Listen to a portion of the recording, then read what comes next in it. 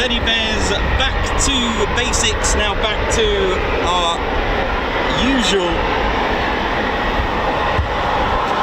Welcome to Ted's home, RAF Coningsby, Ted Coningsby channel live here at RAF Coningsby. What up?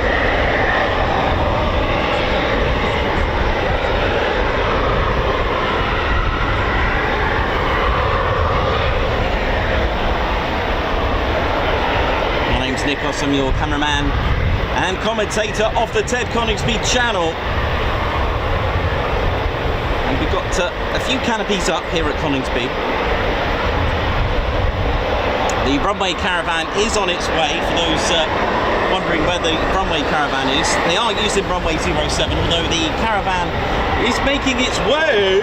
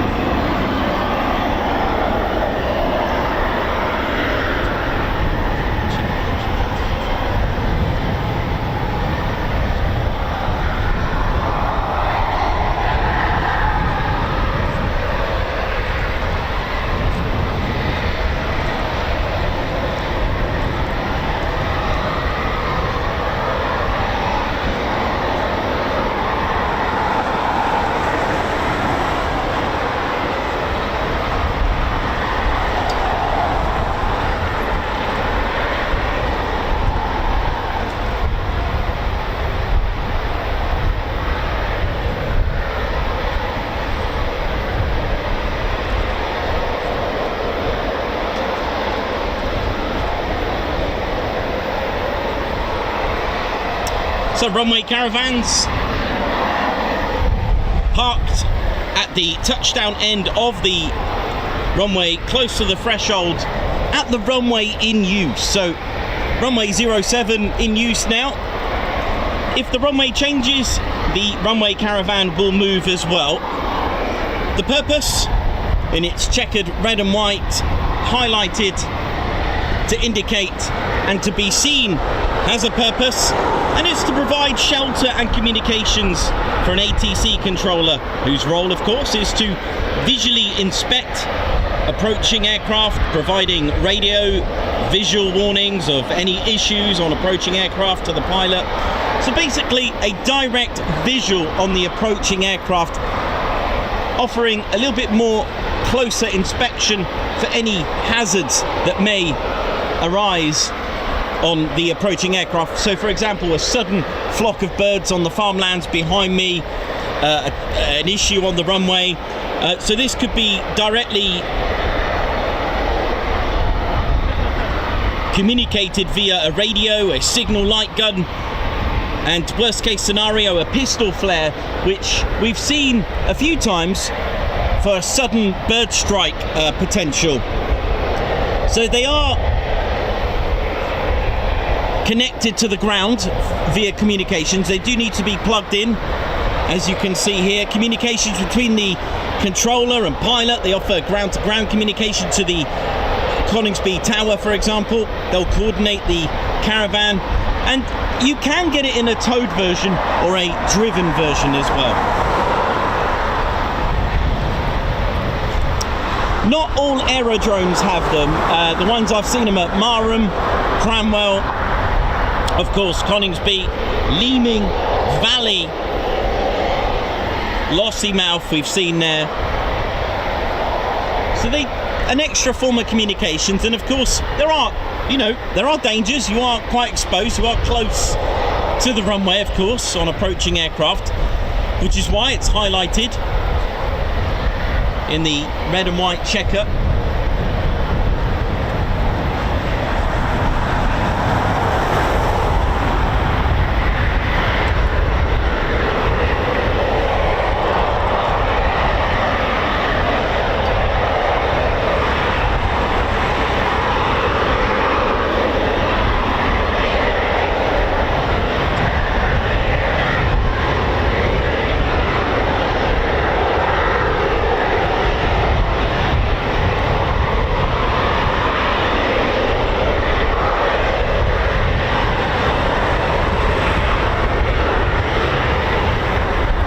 To RAF Coningsby, home to 5 Typhoon Squadrons and 2 display teams as well. 1976, arriving from Norfolk, from Coltishore, was the Battle of Britain Memorial Flight. In 76 they arrived here. Today they have 1 Avro Lancaster, 1 C-47 Dakota, 2 de Havilland Chipmunks, one being a veteran, for those that heard, from East Kirkby, carrying out duties out in Cyprus. And other veterans included are the Spitfires, a collection of 5 airworthy Spitfires and 2 Hurricanes. Of course, we've got the RAF Typhoon display team, call sign Dragon 01.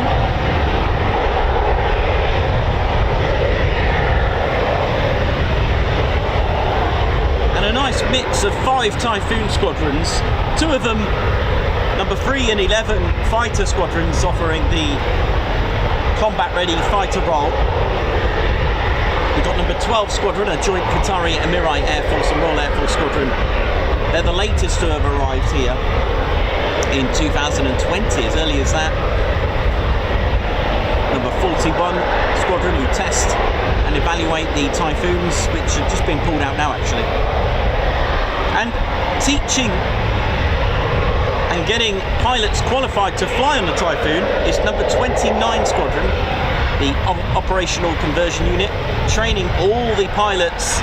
They've also got a weapons conversion unit here as well at 29. So all things Typhoon training is all done at 29 Squadron here at Coningsby.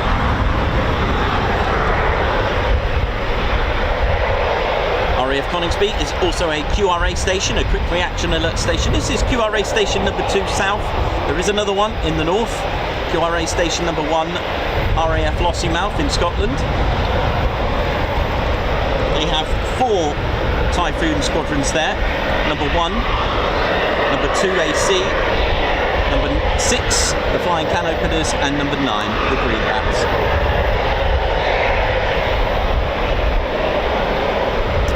And finally there is a 3rd QRA station, and that's out in the British Islands off the Falklands with 1435 flight with their 4 Typhoons of the flight. 1435, a very historic flight actually.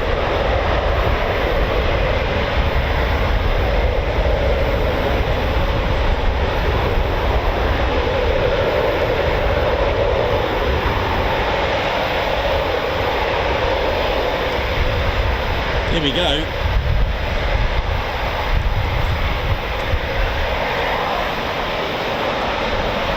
This is the T3 version, the family version trainer.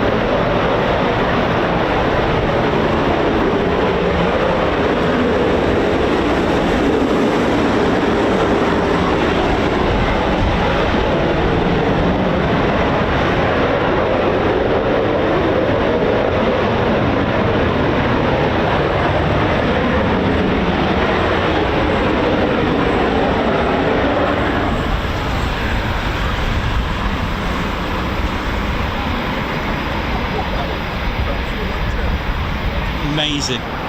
Amazing, isn't it? Absolutely never gets old. No, amazing.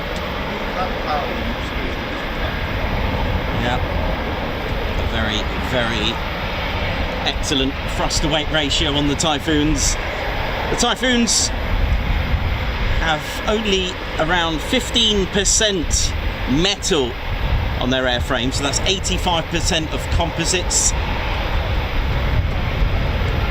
which will give you the breakdown later on. Empty weighs just 24,000 pounds empty, with a combined thrust.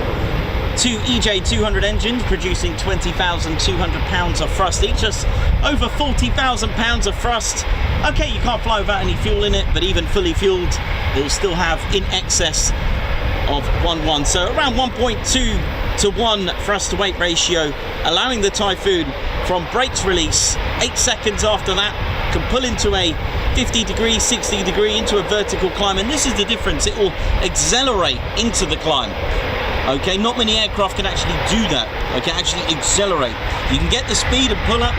Speed pulled depends on the pilot, about 185 miles per hour, and then it will accelerate. And you know, we've seen many takeoffs, even fully loaded as well, for QRA configured.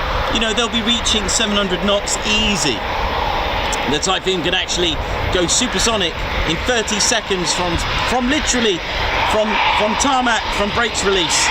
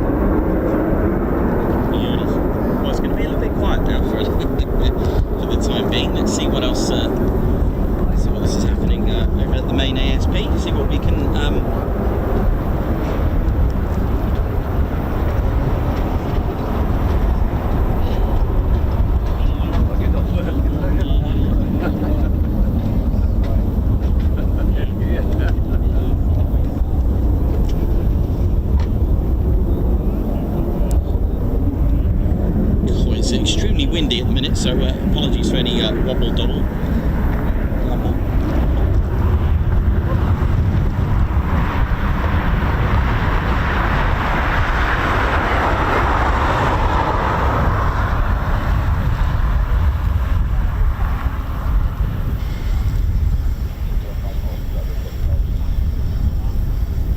So welcome to the Spotters car park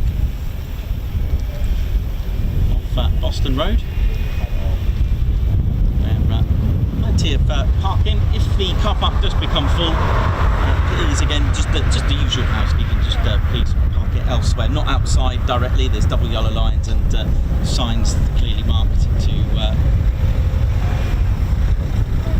forbid anyone. Oi, take care, buddy. Park it in the town or any laybys, but do not park it at crash gates. Please don't be that person, and please don't block crash gates by the means of ladders and cars and vehicles. So these are crash gates. They're dotted about. They're there for emergency crew, crash teams to assist, whether going in or out. I've seen a scenario, not here, where the emergency services and EA, Environmental Agency, had to get through here due to a spillage. So it's not just about aircraft, the crash gates, although yes, they are there for any forms of emergencies in the station, whether the emergency crew need to retrieve an aircraft or actually assist aircraft inside. So these are extremely out of bounds. Please, ladies, gents, but don't be that person. Again, lots of housekeeping. Here again, you can see all the double yellow lines. The other thing that's quite hot as well, please do not stand at the red and white fence. You will be told to move on. There are signs. These are there for your protection, hence the red and white. They are flangeable, so they will break on impact. It's to prevent jet blast as well, and it's for protection as well, because it is quite close to the takeoff and touchdown zones are very close to the road. Okay, if you remember at Lancasters, there was the chevrons, and they didn't take off till, let's say, roughly about here. So that's why there's no lights at Lancasters, for example, even though the runway seems to end about the same. Okay, but the thing is, Coningsby's aircraft take off here, so very close to the road, which is why you have the lights to stop the traffic. But again, you know, be mindful where you are. There is private land. You know, these are farmers' land in that field over there, MOD property with the lights. You know, it's not right. You know, they do get damaged. Okay, so just find a lay-by where it's, you know, you can stand to the right of the red and white fence. You know, that's fine. That's not a problem. Just not directly on the red and white fence as well. So there is Steve's Burger Van here as well for breakfast, brunch and lunch. So he's here around 8ish to about 1ish. There are bins provided, but there are no facilities for the loo. There are no toilet facilities, unfortunately. There are toilets in the town.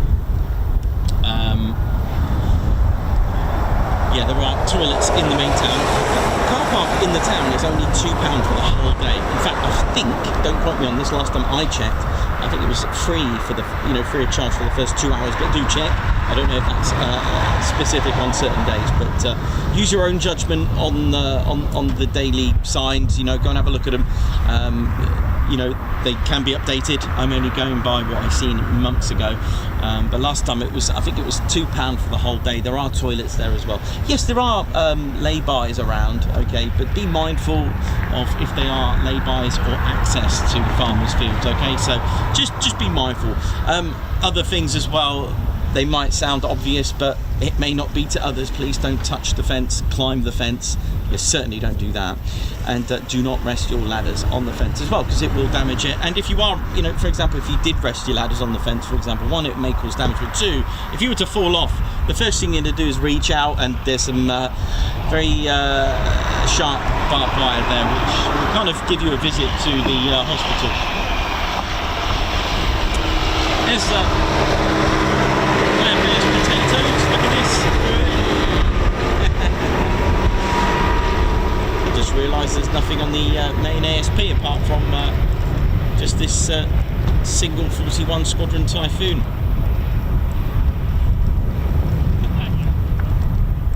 So welcome to our first show of the week.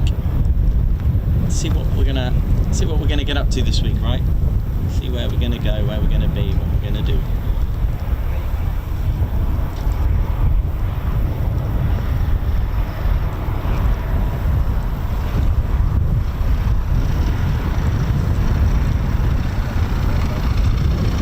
So if you just joined us, don't forget to hit the like button. Do give us a thumbs up. Let's get this stream out there. It is a little bit windy, but I was having a look at the weather yesterday and I was thinking, oh, runway 07 here for Coningsby. That would be quite nice, but I didn't expect it to be this windy. There are some strong winds coming. This is Squadron Leader Ted Coningsby. Big shout out to number 17 Air Training Corps Coningsby, the Air Cadets here at Coningsby. So Ted wishes them all the best for the future generation. Ted.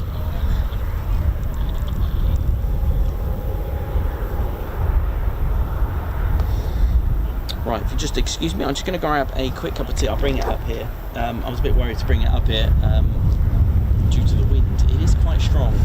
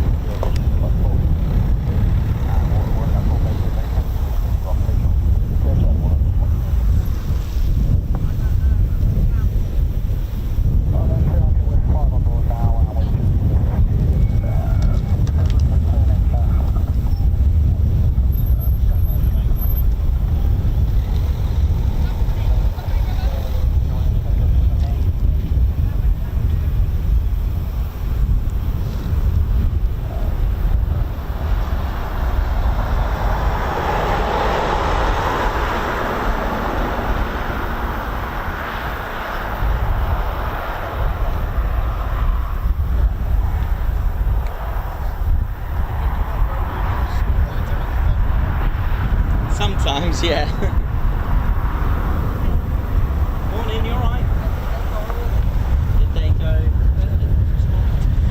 Oh, I don't know, they just go whenever. Yeah, there's been a few 29 Squadron, yeah, there's some of them have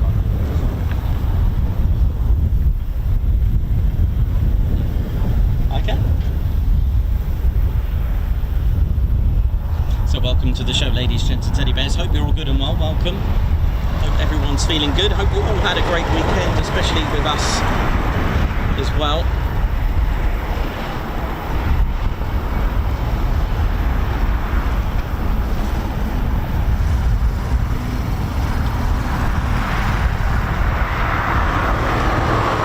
Yeah, East Kirkby was amazing.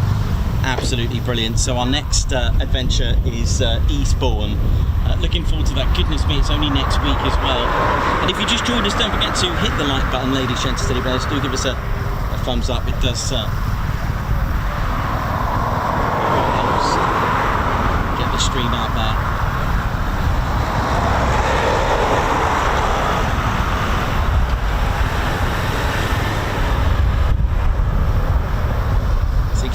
windy today. I didn't realise how windy it was, but mind you, it does get amplified up here.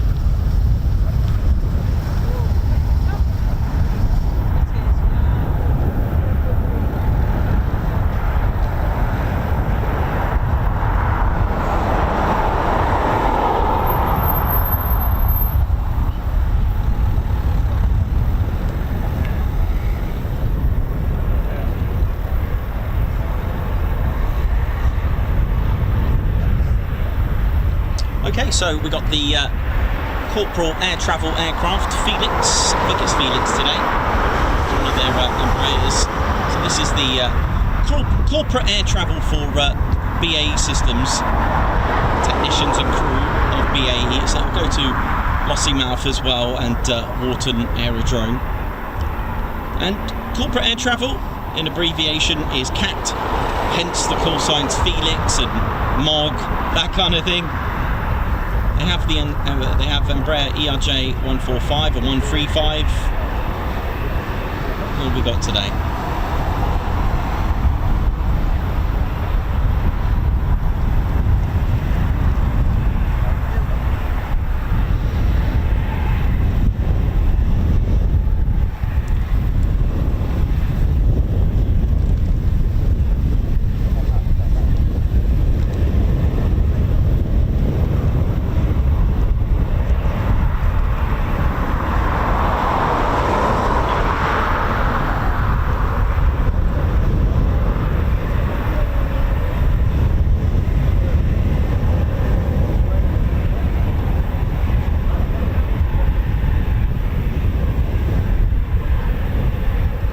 Two performance takeoffs today. I think what do we have? Six field departures.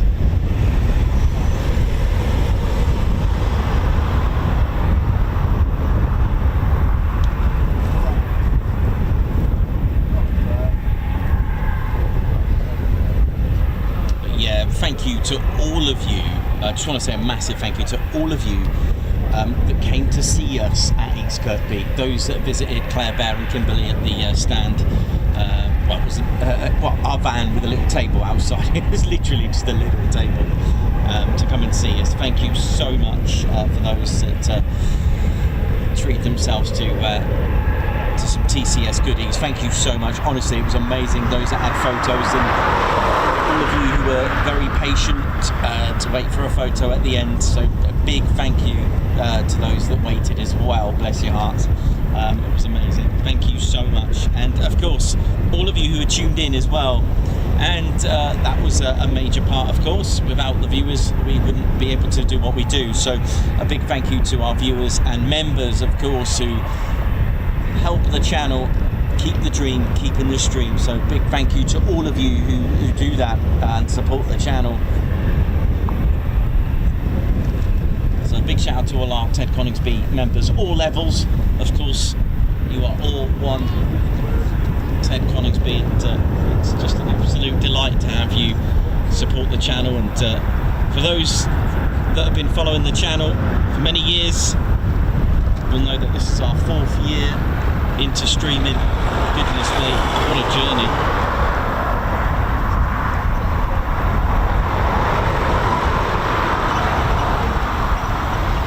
We've had some many fun adventures as well together.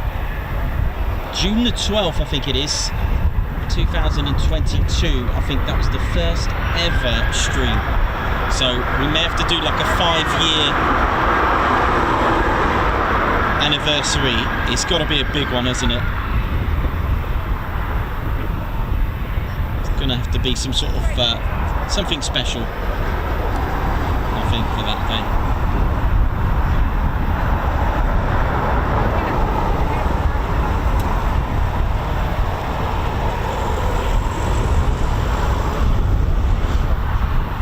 This has a very exceptional, excellent climb rate, by the way. Let me just get to grips with it.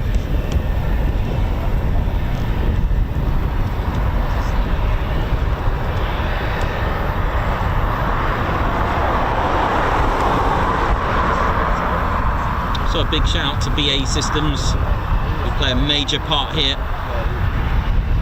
In fact, they play a major part in pretty much every sector of military aviation, you know. I believe they've even got some hands in the Navy's remote piloted sea systems and boats and stuff like that. It's amazing.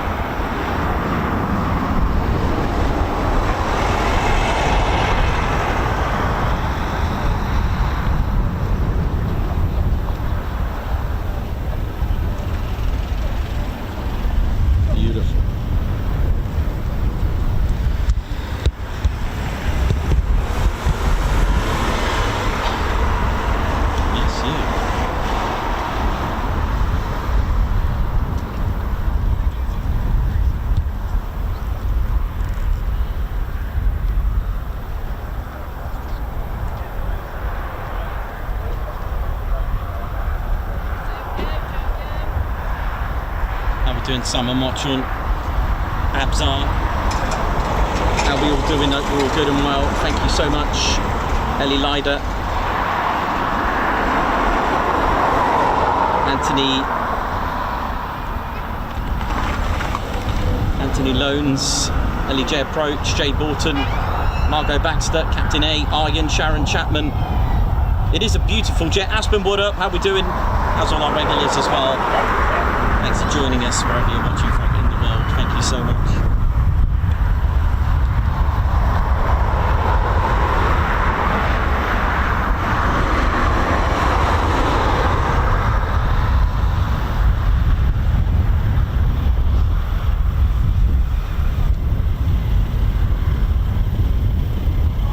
What's the agenda for today? Is there anything else going on? I have no idea. That you just turn up, hope for the best. Two doing something else, and the rest have gone up towards Denmark at the top end apparently. I don't know. I have no idea. Just come and enjoy what they do. So we are expecting them back late tomorrow. Couldn't tell you.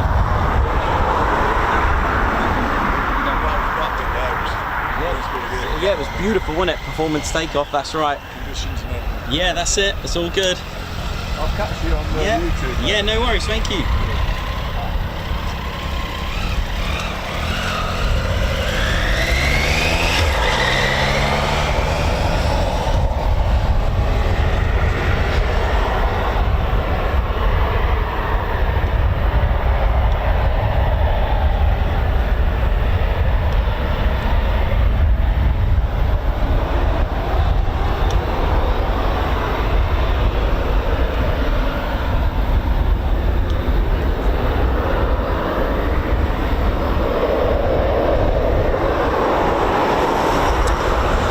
Mentioned, ladies, gents, teddy bears, when we started the show, I said it was a QRA station, quick reaction alert station. The skies are looked after everywhere you go in the UK. This is just specific to the UK. I'm talking about every other country. For example, like the United States, they have what's called NORAD. That's their version of QRA stations. Quick reaction alert. They've got 5 in total. They are a bigger country, so it is natural that they're going to have more. But right now, there are men and women, from ground crew technicians to, of course, the pilots, who are ready to just run into the Typhoon. The Typhoon is already running. It's ready to go. They're on a push start button, an APU. They can be started at a push of a button by the crew, and while the pilots running down, the Typhoons are ready to go. We must not forget as well the ground crew are there as well, and also the lineys, whatever the time and whatever the day. We're talking about, you know, 24/7, 365, Christmas Day, public holidays, any day, any time, any place. For the ground crew, literally will run out whatever they're wearing, lineys ready to go. Pilots are pretty much ready. And everywhere you go, if you're going to the beach, walk into your office, cycling to your office, driving, stuck in the traffic jam, going shopping, we are all under the same sky, right? Well, that sky, my friends, is looked after by Coningsby and RAF Lossiemouth, but it doesn't stop there as well, because the skies are monitored constantly. They're monitored by Swanwick, High Wycombe and RAF Bulmer as well. Are you alright? Yeah. Are you okay? Good. So they are monitored right now as we speak, and they're ready to make that call. Approaching aircraft, for example, if they look like they are in an area of interest or not following the flight path, if they are detected by a team of Air Operations Systems officers at a CRC, a Control and Reporting Centre at RAF Bulmer, things then have the domino effect on a threat detected. They use ground-based military and civilian radars to monitor, detect, identify all aircraft in and around UK airspace 24/7, 365, and they call this the Recognised Air Picture, RAP. There's quite a few acronyms, etc., but the Air Operations Systems Officer, that's what they do. They will use the ground-based systems, and it's not just civilian, it's not just military aircraft we're talking about here. We're also talking about civilian. You know, why are they not communicating? Why have they turned that transponder off? Why are they not following the flight path? Why are they not communicating? So it is the whole thing is a coordinated response, and using information from radar sites across the UK, from Civilian Air Traffic and Intelligence Agency, the surveillance team in the CRC at RAF Bulmer. What they do, they identify and share the recognised air picture, the RAP, with the National Air and Space Operations Centre, NASOC, at RAF Air Command in High Wycombe. Now, NASOC, they're the ones that decide that the threat is sufficient to scramble Typhoons, and then pass that order to the CRC. So it has, that chain of events that then follow down the lines. And the CRC, they've got, for example, direct contact with the pilots at Coningsby and Lossiemouth to make that call. The CRC will have to make that call, and pilots, for example, at Lossiemouth, if they were scrambled, then Coningsby would be on standby, and vice versa. If Coningsby is scrambled, Lossiemouth would also be on standby as well. So pilots and engineers on constant alert for every minute, every day, ready to swiftly launch armed aircraft. Is it going to be that day? And you've got to remember, there's a lot of psychological effects in this. RAF air traffic controllers at Swanwick, which is 78 Squadron, they work with their civilian counterparts, and what they do, they ensure the Typhoons can follow the most direct route to their target. Now, we said about quick climbs, unrestricted climbs, performance takeoffs, they need to be cleared by air traffic control. You can't just go and do that. There needs to be a work, and it's the same with a quick reaction alert. They need to find the safest path for that pilot. The pilot, what they do on QRA, they will scramble, and in seconds they are at 35,000 feet going 700 plus knots, okay, going Mach 1, because they will be cleared to go supersonic to intercept threat. Now, they are embedded within the Swanwick Centre run by NATS, which is the UK's main civil and air services provider. The RAF Aerospace Systems and Operations at RAF High Wycombe and air traffic controllers at Swanwick 78 Squadron, they will continuously coordinate the response with the scrambled Typhoons. RAF Bryce Norton, not to forget them, they will also scramble a Voyager should the Typhoons need a bit more endurance. There is a dedicated hijack scenario airport here in this part of the country, well, this side which would be at Stansted Airport for like a hijack scenario. But of course, it depends on the geographics. If it's all the way up north, for example, there's a lot that goes on.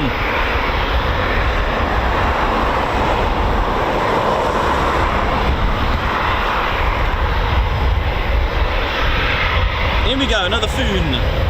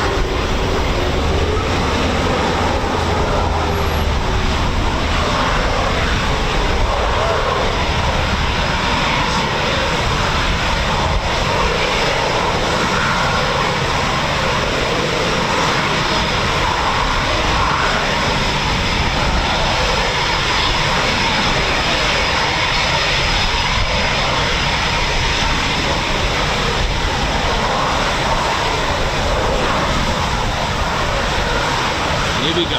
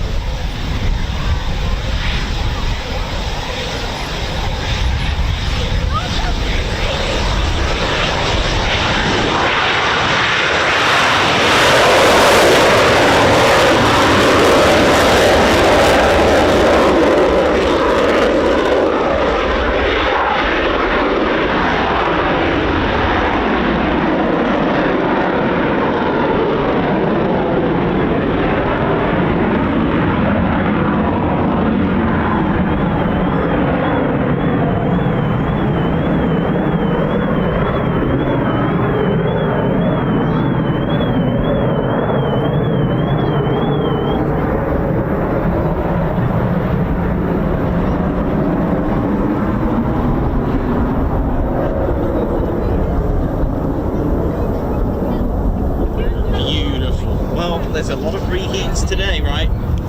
That is amazing.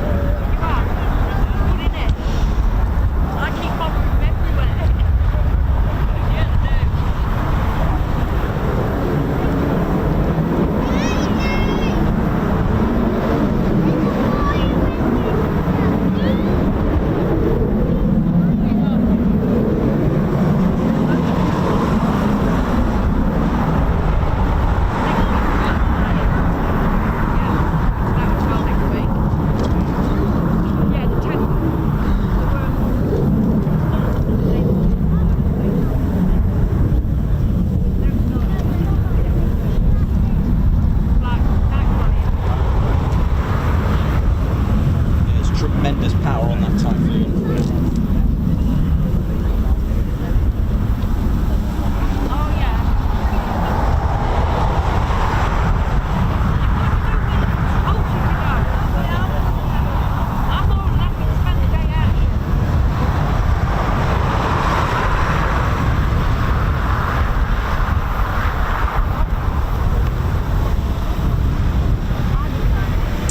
So the Typhoon's very lightweight airframe, just 24,000 pounds empty. It has 8 tanks, giving it around 11,000 pounds of fuel, with an additional 5,800 pounds thereabouts for additional fuel in a form of drop tanks. This is one of the two EJ200 engines. This took about 2 hours to make, by the way, all this. This is the one of the EJ200 engines. It is absolutely amazing. The Typhoon has 2 of these. It is a consortium of 4 companies: Eurojet, Rolls-Royce, MTU, Avio Aero, and ITP Aero.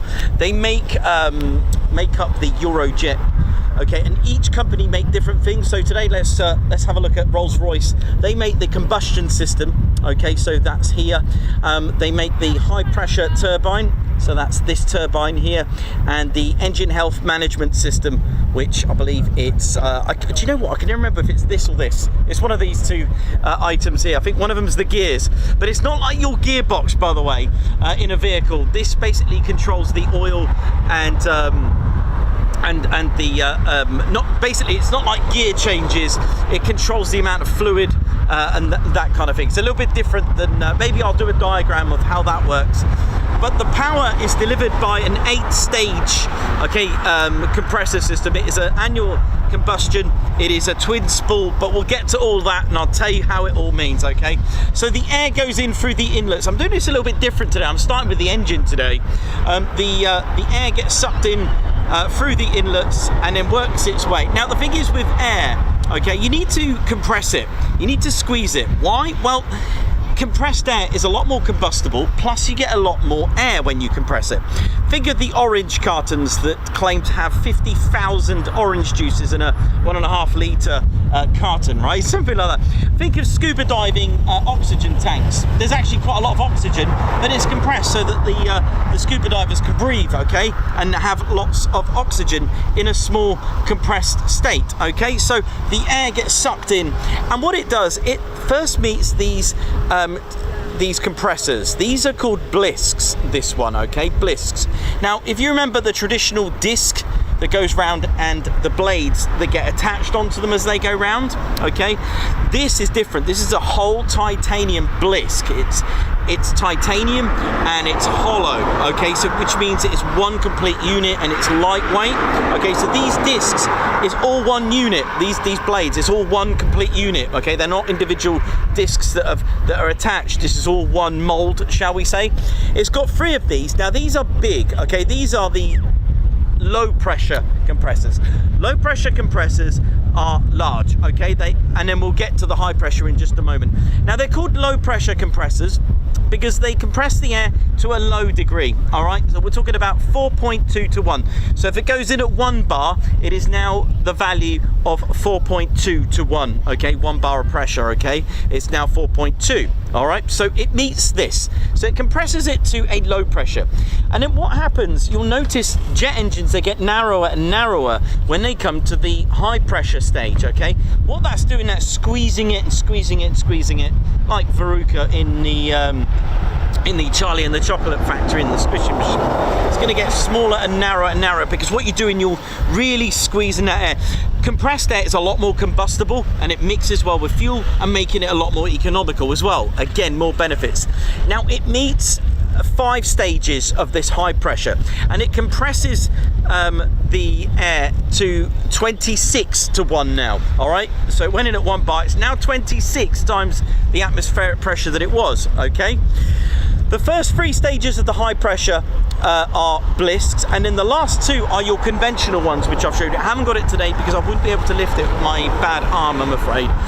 But they are individual discs, blades on a disc. Yes, you're going to have stator vanes inside. Their stator blades are stationary. What you're doing, you're trying to channel that air. You're trying to really make it nice and flowy. The air that doesn't get compressed is called the bypass, and the Typhoon's bypass ratio is 0.4 to 1. You want bypass, it acts as a cooler and it makes the airflow better as it pushes through as well. Okay, because if it didn't have a bypass, it may struggle to get that really nice flow. All right, that is a recipe. Once you've got your 26 to 1 compressed air, it then goes in the combustion chamber. All right, the combustion system that's made by Rolls-Royce, and so it's sprayed with fuel, bang, and it's that combustion, that kinetic energy, the hot gases, bang, actually turns the turbines. Now the Typhoon's got one high pressure turbine, and that one turbine powers the 5 stages of high pressure compressor. All right, so that one turbine's powering the 5, and then the last one here, this turbine here, that low pressure turbine, that's actually powering these large 3 low pressure compressors. Okay, so it powers each other. That spins, these turn, the combustion turns these, which turn these. All right, so it's like following each other around. So they're kind of powering each other on this shaft. Okay, now once you've got that, that's thrust. All right, now we'll talk about afterburner and reheats in just a moment. If we were to stop there, that is a jet engine, done, finished. No, don't need to talk about reheats. So your what was I going to say? The international CFM internationals, Rolls-Royce Trent, that kind of thing. That's it. Oh, but they would naturally have different stages of. Let's have a look. Have I got another engine in? No. I'll show you another engine in just a moment, just to give you an idea. All right, of the Typhoon. Now that's thrust. That's going to give you 13,500 pounds of thrust dry. To get reheat, you get, or afterburner, they're the same thing. You're reheating something. Your afterburner is you're burning something after. It has its separate chamber, reheat chamber. We call it reheat in the Royal Air Force, afterburner in other countries, vice versa. It depends on the Air Force. All right, same thing. You then go into a chamber where you're just going to spray fuel in the hot gas chamber. This is why it's not very economical, but it gives you more power.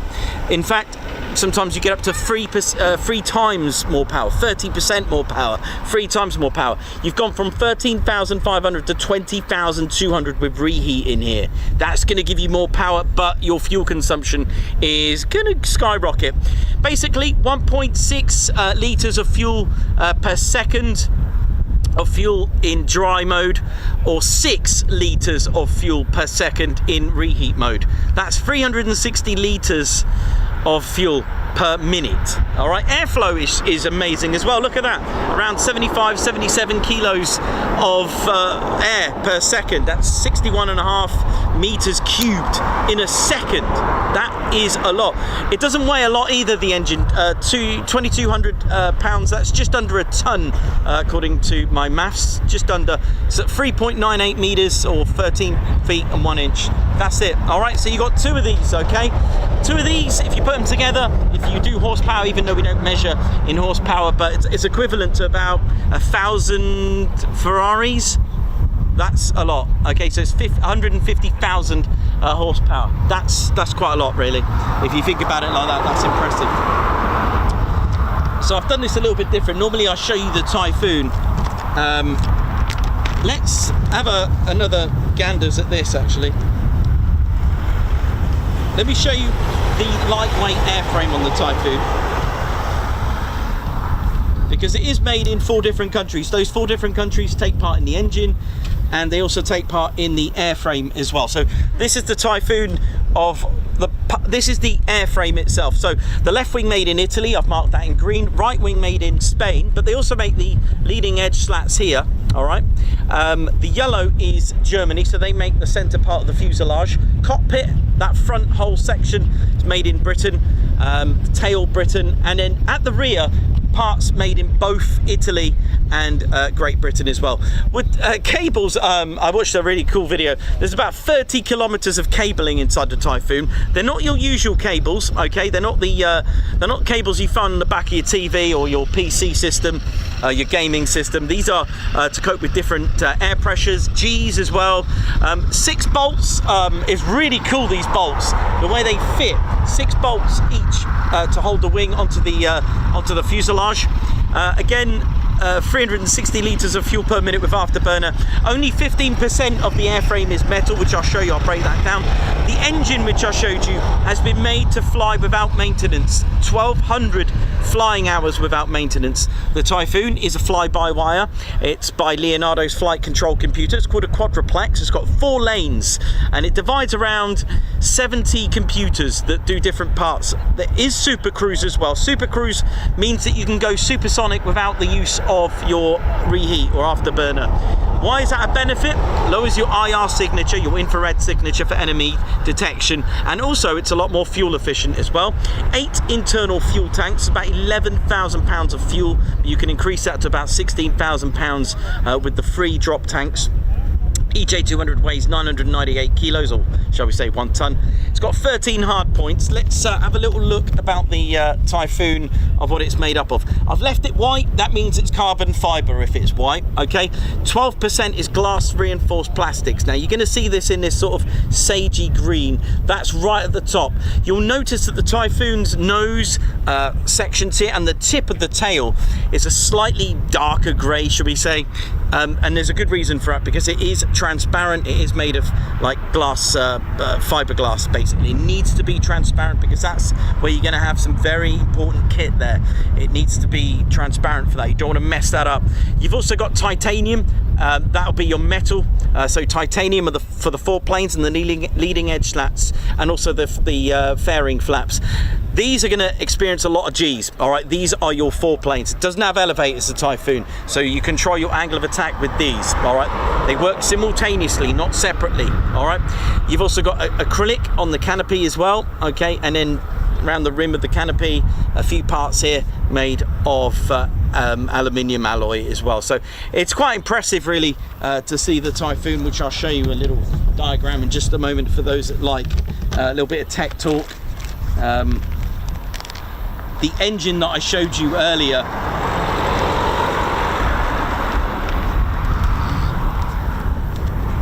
I've actually done a little drawing here. I'll quickly show you it. This is the I haven't got hold of a Blisk yet, all right? I think if I had one, I think the Typhoon display team will be trying to find out where it's gone and asking me. But I have done a sneaky photo with Ted with one. So that's what it looks like. It's all one, so it's got 3 of these Blisks, all right? Pretty amazing stuff. Let's have another look at, tell you what, something I don't often show you, that's my quick sketch of all the parts put together. Something I don't often show you is the ACER radar, of how that works. It's very clever, the way the battlefield ACER, the Captor E that's come out, a Mark II that's come out. It's pretty amazing, by the way, which I'm working on this one. I haven't quite finished it yet. What was I going to show? Yeah, I was going to just show you a generic jet engine. Again, same principle, right?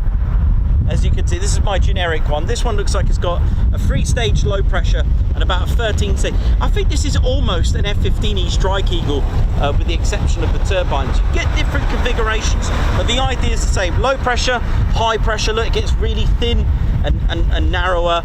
You combust it, bang, that's your thrust, all right?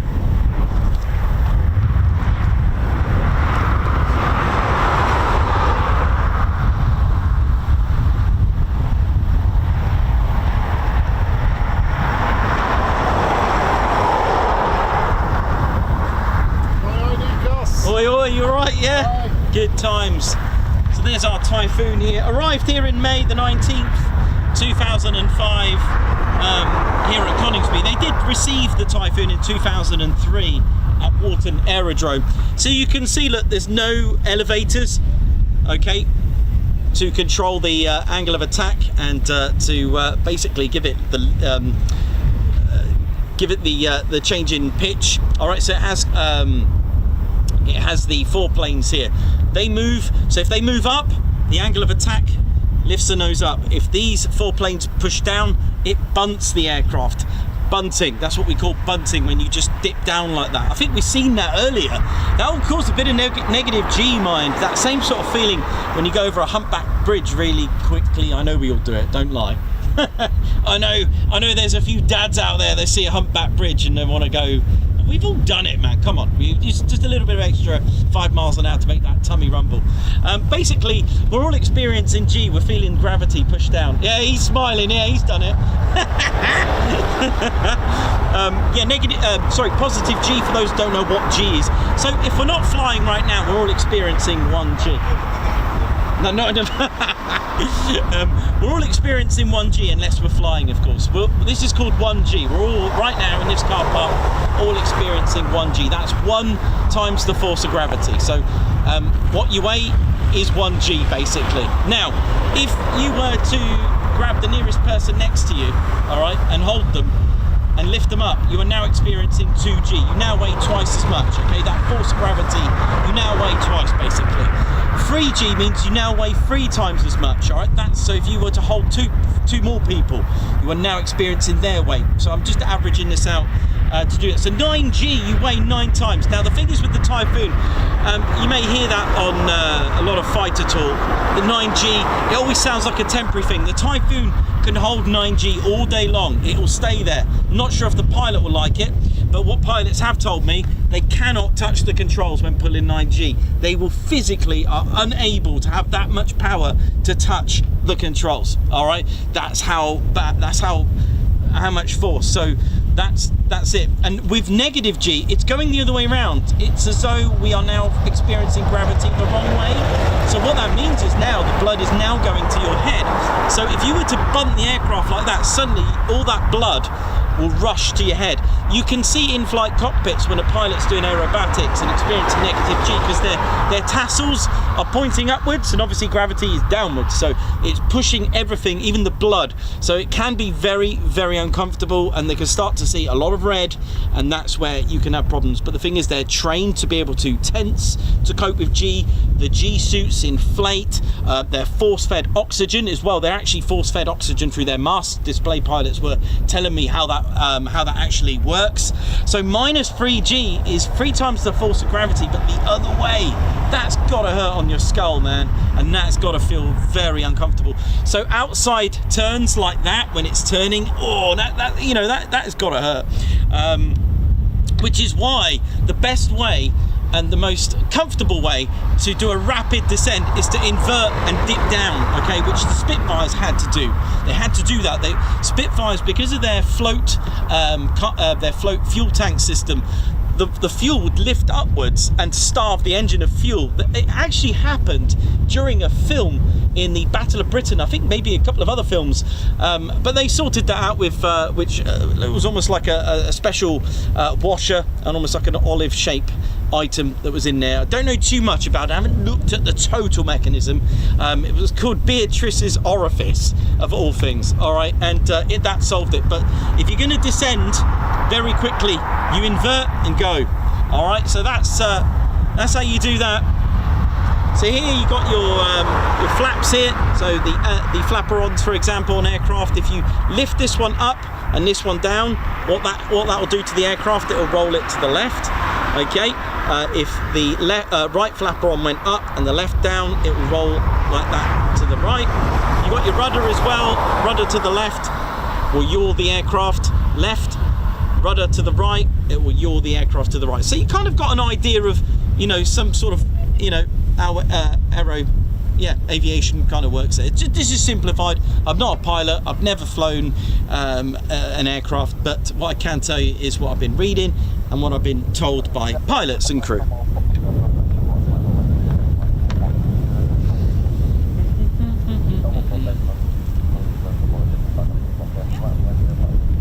And that, of course, was the famous livery Blackjack, which we all loved very much. Especially, it was a bit of a household name for the channel as well, because that was Ted's first flight in that, the maiden flight, 28th of May 2021. Ted flew in that. Do you know the funny story behind that? I had a call to get to Coningsby quickly. I already dropped off Ted, like a good daddy does, drops him off, says goodbye, and we were going on holiday. We were actually going to Glastonbury. I think we were actually en route. Well, not far. We were literally 5 minutes. We didn't know when it was going to be because you can't kind of get told that info. And one of my friends said, you need to get to Coningsby right now. I'm like, okay. So we did it, got there in time. I sadly didn't get much footage. I didn't know, we're talking about early days of me being here, like literally. Didn't even know what a Typhoon was a few months before that. So there we go, that's how basic I was then.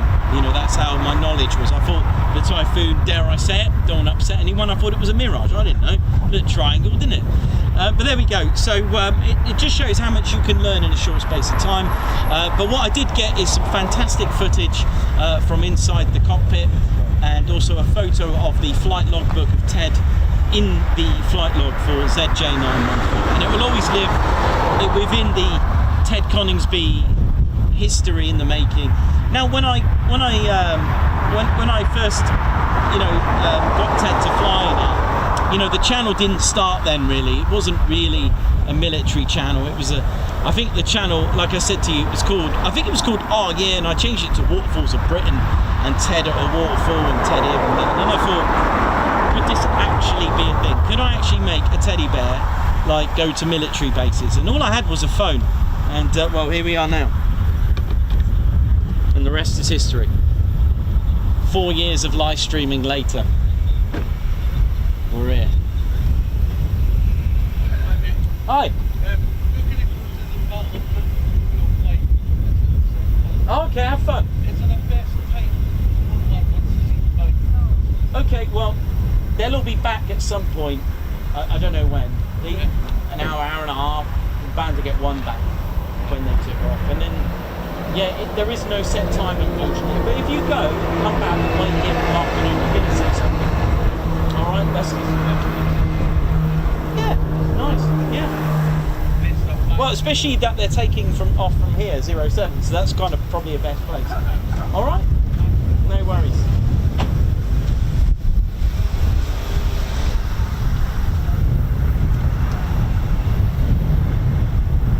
Yeah, so you may have heard it is literally there's no schedule. It's not publicly available, and this is my this is how I feel, and this is how it should be. It at the end of the day, you've got to remember, ladies, gents, teddy bears, it is a military establishment. This is not an air show.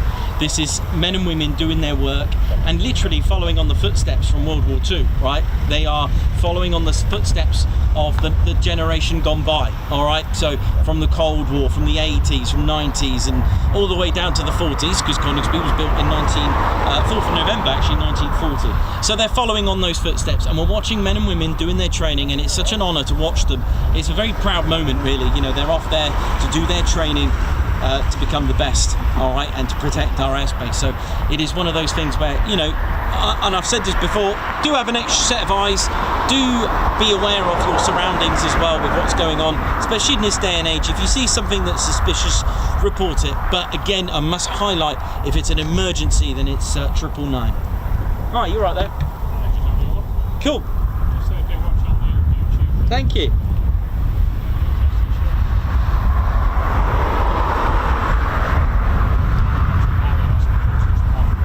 Oh, is it? Oh, I love Valley. I do go once a year. I love it there. Yeah, it's good. Yeah, it's good fun. Yeah, you can get a good surprise there. I had an Australian C-17. I was like, what? It's amazing. Yeah.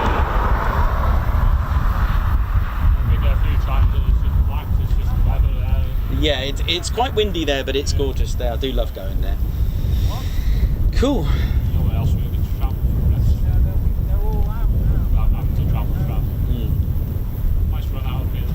Yeah.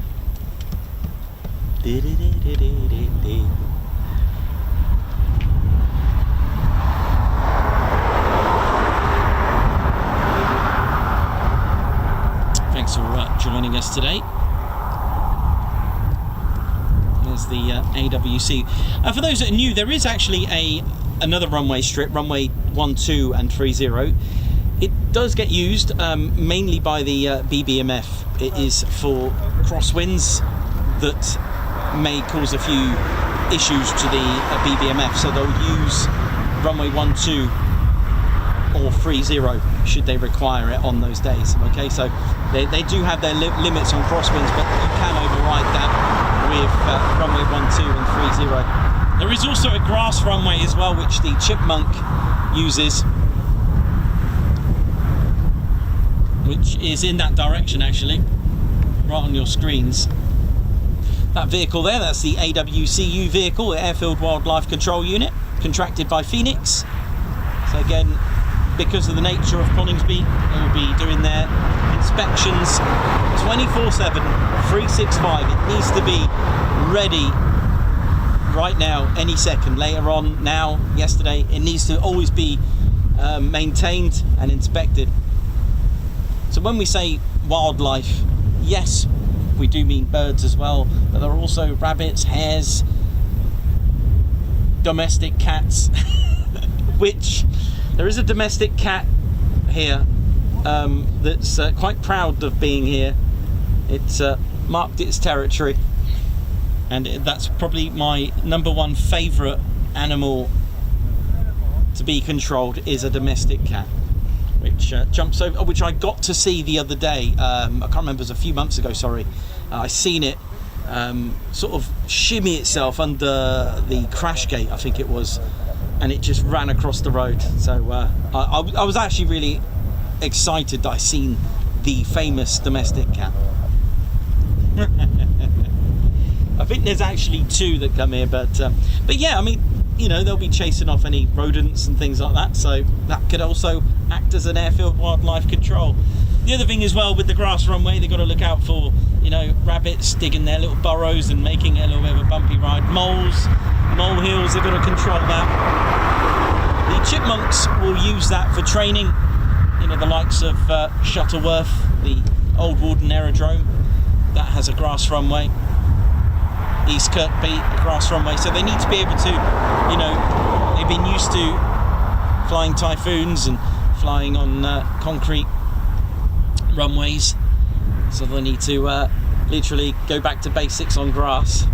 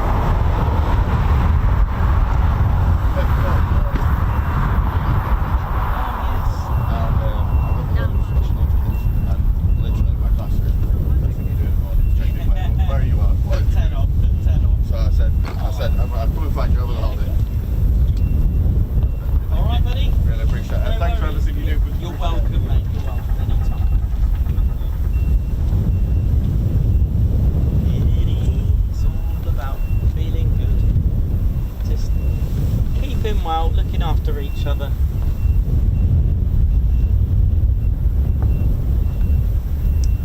Who's looking after room?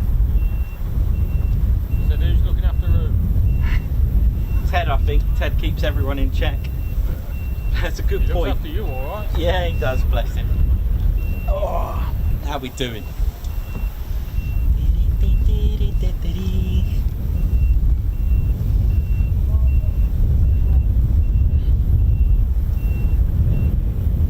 Now we've got to wait for the bad book to come back.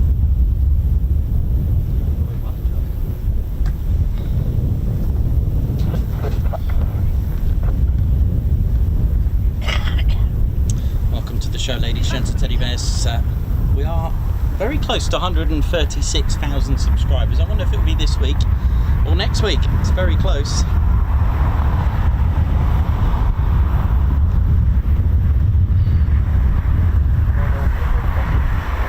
So it's just, I mean, you can see how windy it is. Look at this. I know, you can probably hear it on the mic. What was that? So we got Carl Portlock. Wow, 36 months of being a member. Thanks for the excellent streams, Nikos and Ted. Well, Carl, thank you from all of us at the Ted Coningsby channel for your continued membership for a whole 3 years. Thank you very much. Lynn's, what have we got here? Lindsay M, Guards March, thank you very much for 4 months membership. Best channel in a long time. Love Ted and Nikos. Del12M, member for 3 months. Morning Ted, morning to you. Also another huge milestone here, 24 months, and that's to Lorraine at Nomadic Ramblings. Wow, I've gone green. Thanks to all your wonderful peeps.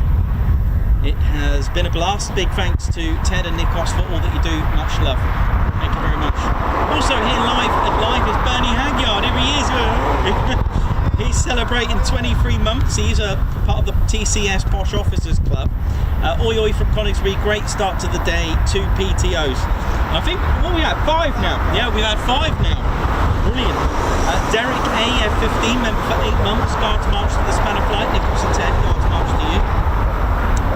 And speaking of Spanner Flight, we've got a 41 months membership from our very own Captain A. Guards March to you. What a privilege it's been with the TCS. Thank you. And thank you as well.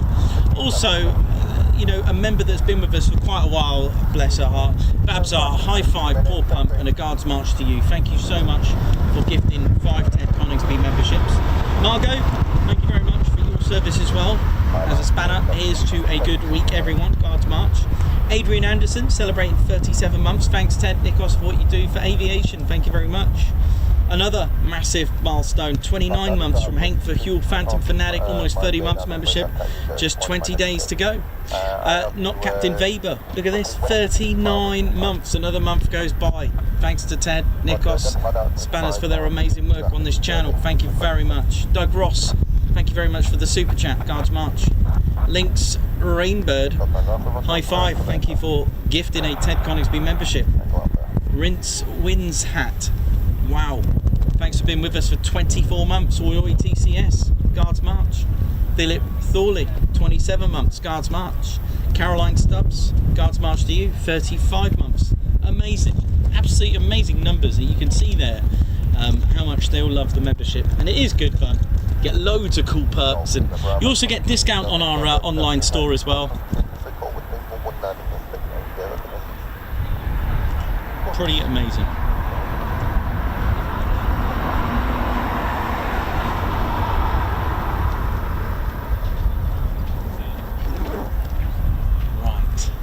All about the arrivals now.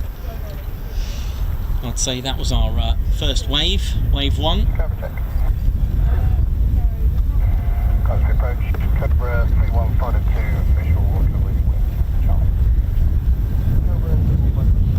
So we've got our first arrivals coming up.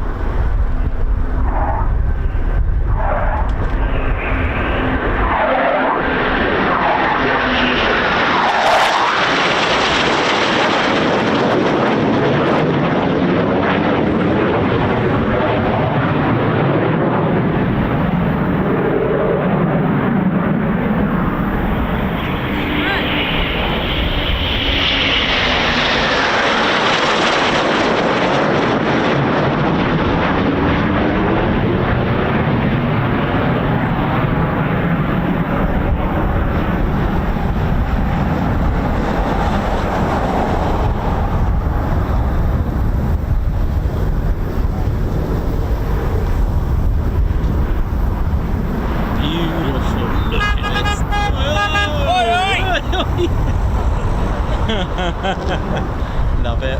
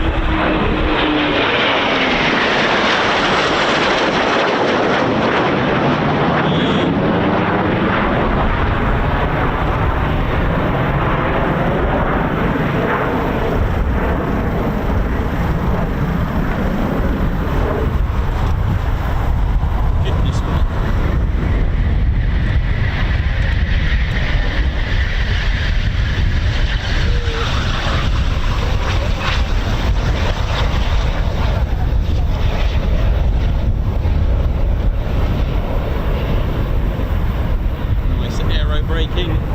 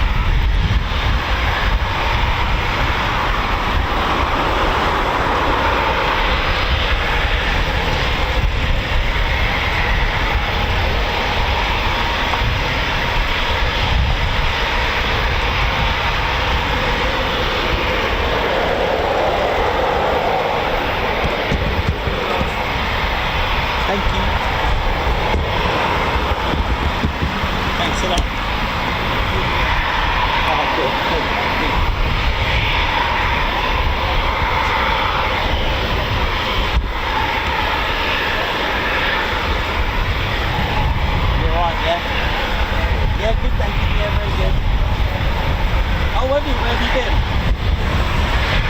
Oh, right, okay.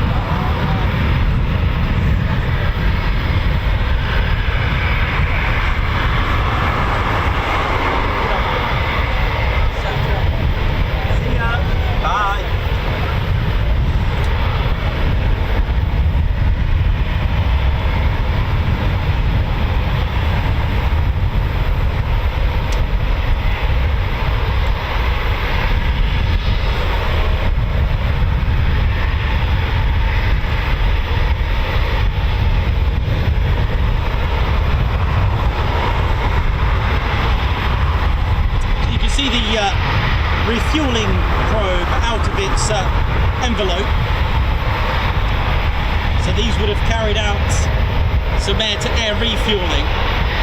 They usually eject it on landing to have it checked, because of course the sensors can get damaged on air-to-air refuel. Because of the nature of air-to-air refueling, it's almost like a planned collision in some ways. So just to make sure that it's all well and working and hasn't taken any knock-ons. But if it arrives, if you ever notice one of these that arrives with it still out, you know, what I mean by that is it's landing with it already out, then it's had it. Then it's obviously had an issue and taken a knock and it's stuck. So if you ever see one coming into land with the probe already out, that could indicate that it's had a bit of a bash.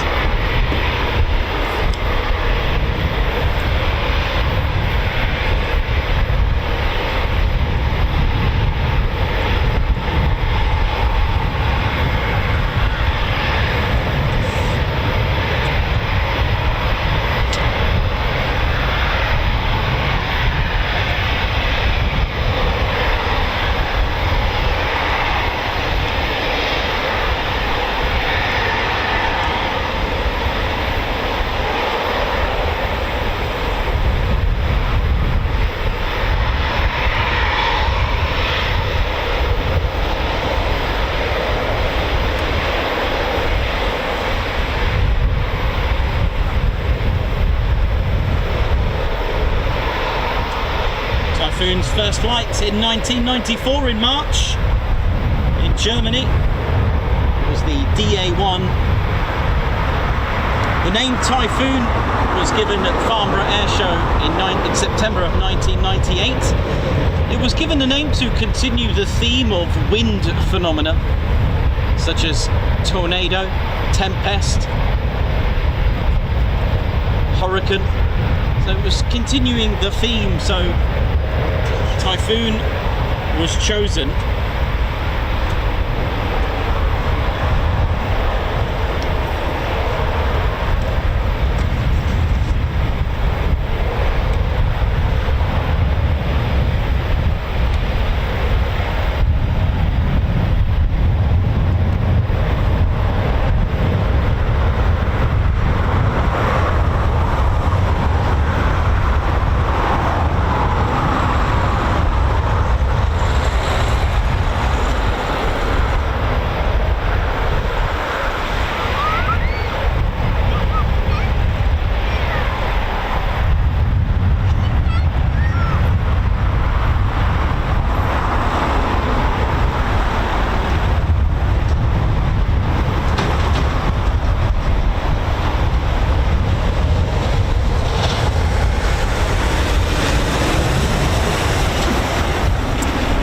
called the DA1, by the way, the first ever prototype flight, the DA1, and it's a bit of something special because it's the only one with the Luftwaffe markings to have the Pirate IRST,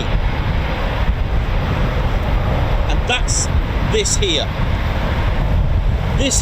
which looks like it's got a CCTV camera at the end.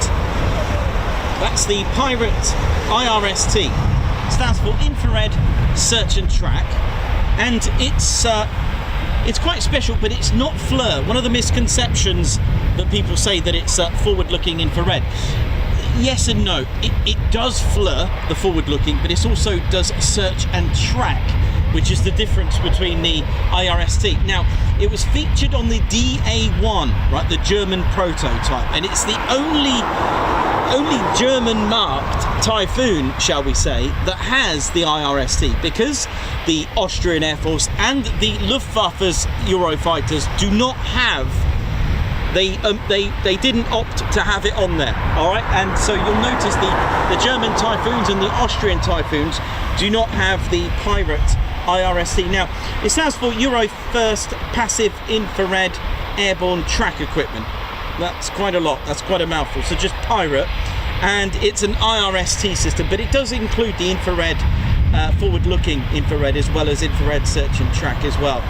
It is produced by the Eurofirst Consortium, which consists of Leonardo of Italy and also Thales, because you can actually use this to land. Thales has actually got a video of the IRST in action, actually used to land in complete darkness. Also, UK and Technobit of Spain also take part in the system. It's mounted, as you can see, on the port side of the fuselage, just forward of the windscreen cockpit there. And, you know, the system has been shown to locate stealth aircraft as well at significant difference. That's what it does. It is something that can track a lot of aircraft, including stealth.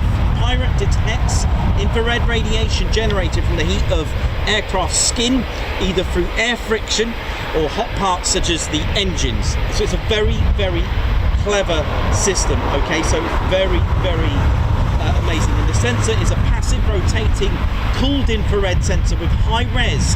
It has different, what's the word I'm looking for? It has different filters as well. Not the filters that you would have on your for a selfie, but it's high definition in basically complete darkness, and it's referred to as imaging infrared sensor, and operates with two IR bands, 3 to 5 and 8 to 11 micrometers, for those that like to know a bit of tech there.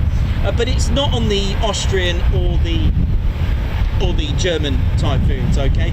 The Pirate is capable of operating in each one of the following IRST modes, okay? So it can do multiple target tracking, so where engagement, detection, tracking and prioritization of targets. It can also do multiple targets in an air-to-air role. It can look up, down, your enemy aircraft falling down.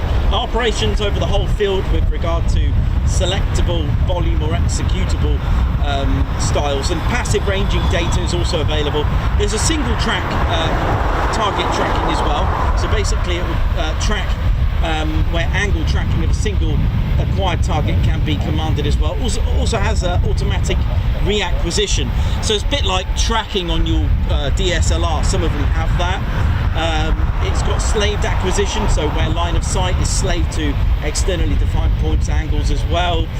Flying and landing aid, as we said, it's got a steerable IR picture, which can then be projected onto the mounted display unit, so the amazing Gucci style helmet. And it does have a bit of a range as well. It's around 75 kilometers as well, or even up to a range of 93 kilometers as well for subsonic targets. So it's got a bit of, you know, it's very useful, but Germany and Austria do not have that. So you'll notice on the German or Austrian Typhoons, this isn't there. All right, it's completely smooth. So another thing as well, so part of the Praetorian defense sub-8 system as well. You've got the Moors, this little probe here that sticks out. I don't know if you can see that little nib. That's part of the missile approach warning. It's got a lot of defense aid suite as well through the Praetorian. There's a couple of dimples here. There's part of the defense system antennas here. You've got a VHF, UHF antenna up here, and of course you've got the you've got the goods in here which are constantly been upgraded. I know the Typhoons, some of them already been upgraded as well in there, so this is what's going to make a difference. But even from the basic ECR-90, the Marconi system, we're talking about detecting aircraft 160 kilometers away, multiple targets as well, and we're talking about 300 kilometers for larger aircraft as well in there. So that's there was the Captor M, the ECR-90, and then it goes on to the Mark 1, the Captor E, and the Captor Mark 2. Leonardo developing something amazing. It does have the bright cloud, what the F-35s have in there, the FOTD fiber optic tow decoy as well. It can actually break locks that enemy fighters are trying to get onto them as well. For example, it can break the lock, it can confuse electronic countermeasure as well. It's all done here. The ECM pod here, so that can really cause issues to try to shrink enemy radar range. So it's not a 5th gen, it's not a 4th gen, it's a 4.5, a 4.5 generation. It is coated with radar absorbing material. It does have that as well. So it's not a natural stealth, but it does have some stealth capabilities. Radar cross section is about half a meter, which is amazing for a non-categorized stealth fighter.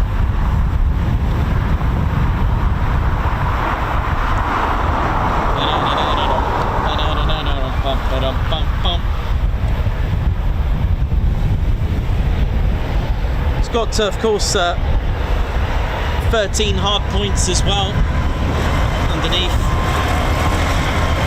Blue tack is optional, so you can actually land a Typhoon on a desk.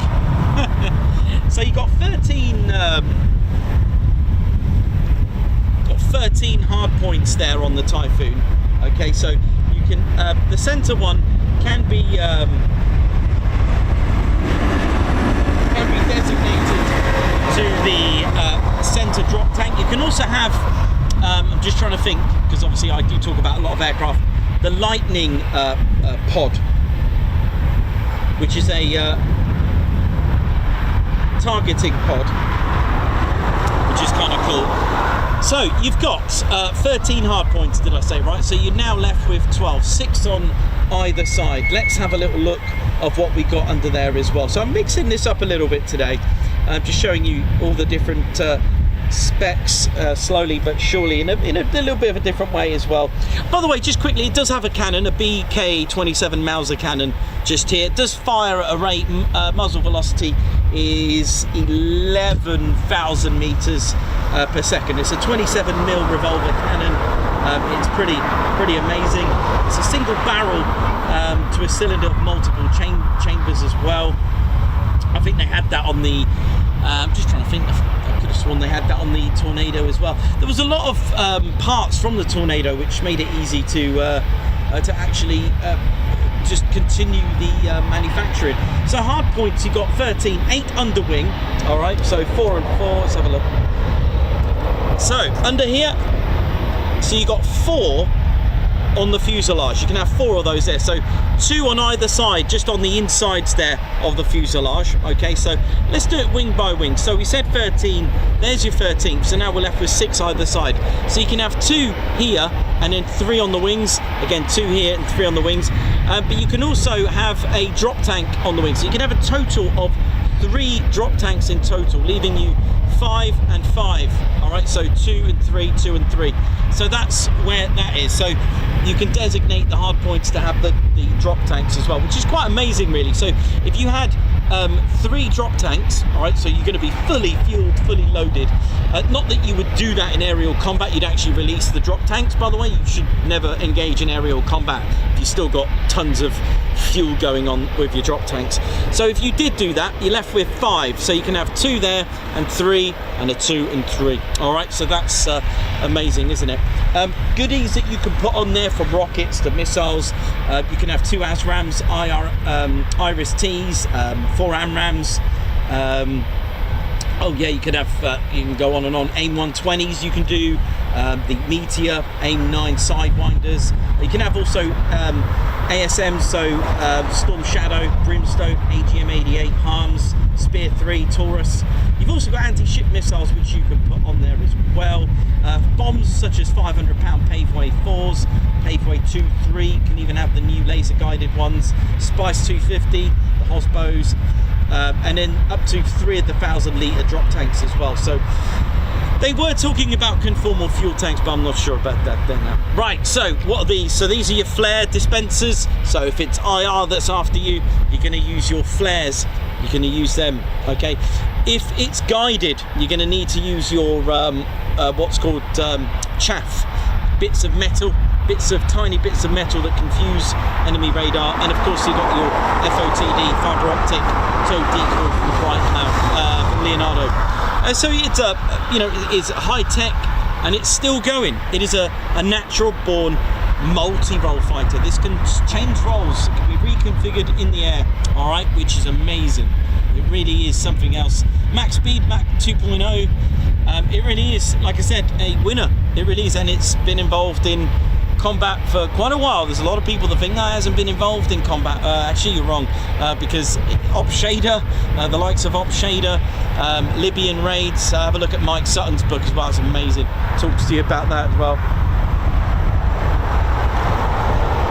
It is a great fighter. So the Typhoons here, they're designated as the FGR4. That's what they call it in the RAF. Stands for Fighter Ground Attack Reconnaissance. When it first came out, it was called an F2, by the way, for those who don't know. So the 2-seater was called a T1, all right, and then it was called the Tranche 1, the original airframes. The Typhoon was going to be a fighter, an interceptor, right? Fighter, that was it. And it was designated as an F2, but when new weapons come out for it, bit of an upgrade, Tranche 2 and 3 came out, they then thought, hey, this is now a swing roll. So the RAF call it an FGR4, all right, Mark 4, because the Mark 3 is the T3, the family version. So what does this all mean? So FGR stands for fighter, so it can do that. You can do ground attack, you can use it as a bomber, and you can use it as a reconnaissance aircraft. So one of the reasons why we don't have bomber aircraft anymore in our infantry, because we've got the likes of the F-35B, which is multi-role. We've also got the Typhoon, which is multi-role as well. Not fun for the skies for our air shows, but you know, at the end of the day, we've got to remember what they are all about. They are military aircraft. They are a military platform. There we go. A little bit of extra for it.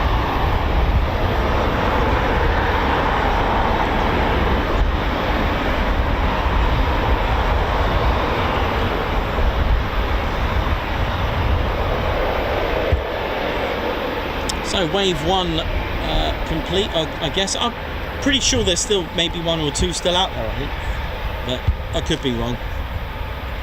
Now you may have seen a couple of Lossymouth squadron marks here. They're not actually, shall we say, flown by Lossymouth pilots. Well, they could be, who knows, but they're not. This is the thing where markings now, they go into a pool, which is why when people ask, oh, how many jets are here, etc., there isn't any one number I can give you because it's changing all the time. These aircraft are deployable, all right, which means that regardless of markings, it could be flown by a different squadron. It's the same goes for Lake and Eve as well. We've seen red-tailed F-15s flown by the 492nd, so wrong colour, wrong squadron, whatever you want to call it. So although this is number 2 squadron, 2AC, which is stationed at RAF Lossymouth, it is here. We've even seen a 1 fighter.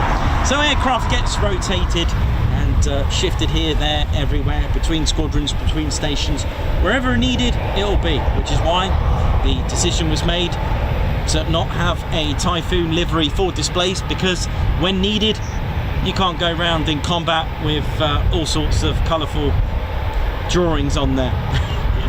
It just wouldn't work out. So markings are scraped off when in a frontline role. And this is not a new thing. This has been going on since the Second World War. for example, if you remember some of my talks where squadrons in 1939, before the start of the war, squadron numbers were actually written on the side of the aircraft. So 139 squadron, I just picked it at random, had 139 written on the side of their aircraft. 115, yep, you guessed it, it has 115 written on the side of the fuselage. Not very good for security, so they changed it to that cryptic 2-digit system, predominantly made of letters, but there was a case where there was numbers and letters as well. All right, so that was the decision that was made.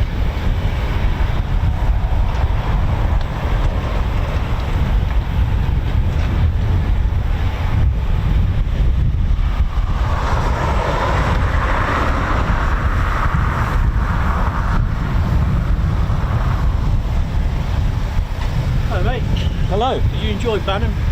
Sorry? Did you enjoy Banham? Yes. Yeah. Yeah, you're right, yeah? Yeah. Yeah, it was good. An old school air show, isn't it? Old Buckingham. Old Buckingham. Sorry. The old Buckingham was good. Yeah, really good. And East Kirkby was good as well. Yes, yeah. That was nice. Was that Manx Tanks? I was there, yeah, I was there as well. Yeah, that was good.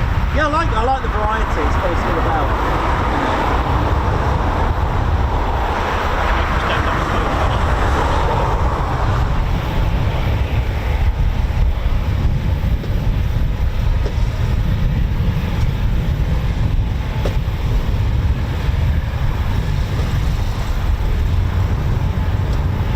Have a nice day, mate. You too.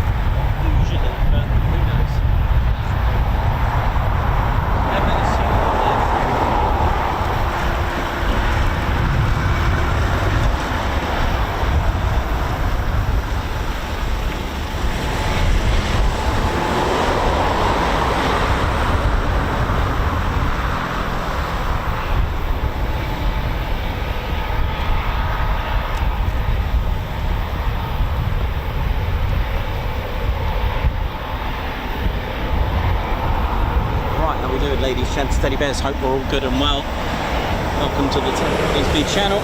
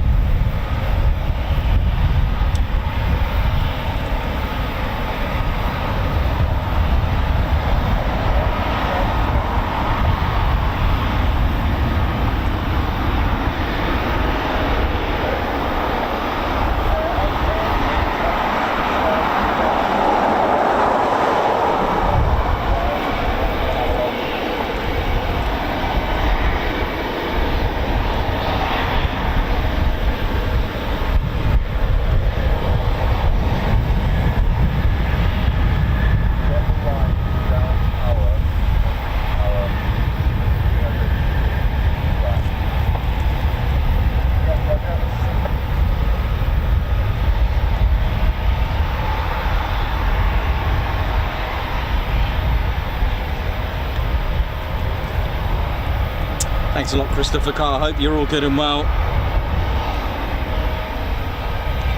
How's everyone doing? Margot, Argan, Sam and Watchorn.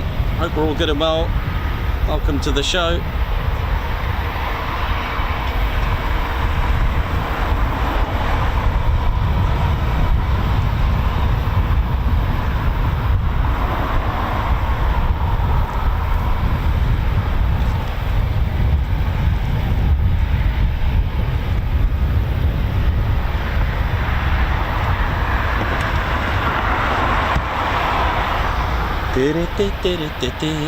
So just a couple of extra bits and pieces that we can talk about the Typhoon. May need a bit of glue on this one. So the wonderful, wonderful livery, Blackjack, managed to get 4 seasons, you know, 2021, 22, 23, and a little bit of 24, you know. It managed to last 3.5 years with this livery, bless it. It is, you know, it was an old tranche 1 bird, and will always be much loved. But let's have a little look. It's a bit windy for this. I might have to hold it a little bit from it's rocking. Okay, so we spoke about a little bit about the Typhoon today.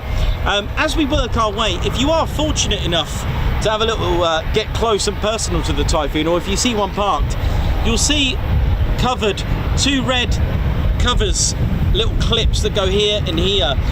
What they do, they protect the pitos, the air data pitos, and there's 4 for a reason. Because if you remember, I said to you about the Typhoon being fly-by-wire. Okay, so what that means, it is controlled by a flight control computer, or FCS is the Leonardo's quadruplex. And what that means, there are 4 lanes, okay? So you're gonna need to send data to all those 4 channels, okay? The flight control system, the Leonardo's wonderful system. So you're gonna need to do that. So it's almost like splitting all the computers, which is there's about 70 computers that work their thing, all right? And it's split into 4 lanes. And I've seen a report where one lane, that's 25% of the computers went down, all right? And it was able to land. It was able to get back. A bit like your car. Modern cars have like the EC, the engine management system, the EMS, that can go into like a safe mode, all right? So you can bring it back, but will it start again? Hell no. It needs fixing. Computer literally would say no with that, okay? So that's why there are 4 of these little data pitos right here, and they will send that data. So listen, fly-by-wire is very interesting, because if you take an aircraft that wasn't fly-by-wire, let's take my the world's first ever multi-role, which is the Mosquito. It's not fly-by-wire. So to do all fancy manoeuvres and to turn and loop and whatever you want to do, the pilot's inputting there. But if the pilot, without fly-by-wire, wanted to fly in a straight line, no worries, just not do much, just leave it, right? The thing is, when you're going to start doing all these fancy manoeuvres, okay, I know I probably should have picked a fighter jet, would have been fair, but still, there's a lot of mechanisms and hydraulics going on in there to function all that. The pilot needs to input a lot of this, right? Typhoon, fly-by-wire, flying in a straight line. I can say now, those computers are working hard to keep it in a straight line. It's constantly, let me just put this Mosquito somewhere safe. It's constantly working hard to keep it straight. Why? Because the airframe is technically aerodynamically unstable. It would just fall out the sky if it wasn't for the FCC by Leonardo. So to do all the fancy maneuvers, the computer is doing all of this for the pilot, and that means that the pilot can then concentrate on the rest of things, all right? So that's a little bit of intro on the lanes there, on the quadruplex system. As we work our way, you'll notice the Typhoon's got this almost like scoop. It's probably better if I show you this one. Let's show you our 41 Squadron. You can see there's a bit of a gap there, a bit of a splitter. Can you see that sticks out? There's a gap between the bottom of the airframe, and there's a gap here. The thing is, although the aircraft is capable of going twice the speed of sound, what you don't want is sonic. Basically, you don't want supersonic air going in here. All right, don't want it going and meeting the compressors. All right, it will damage it. All right, it can't cope with that. The shock waves will damage the engine alone. But also, it's to protect it from what's called boundary layer. This is the boundary layer diverter. It's almost like a splitter for supersonic speeds as well. Now, to control the speeds, you can also have these cowlings that open and close, which is why when the Typhoon's parked up, these cowlings are down because it needs a lot of air anyway, but when it's taxiing, it's going to need a bit more air. So what the splitter does, when an object, this is aviation terms, okay? When an aircraft is flying through the air, you're going to get what's called the boundary layer, and it's draggy, sticky air, and it sticks. And if it wasn't for this splitter, the air would stick, work its way, and if you've got a fan turning round, you're going to have low pressure, draggy air hitting the top of that spinning fan, and then that nice high pressure. You're going to get cyclical bending. You're going to damage your engine if you don't have this, all right?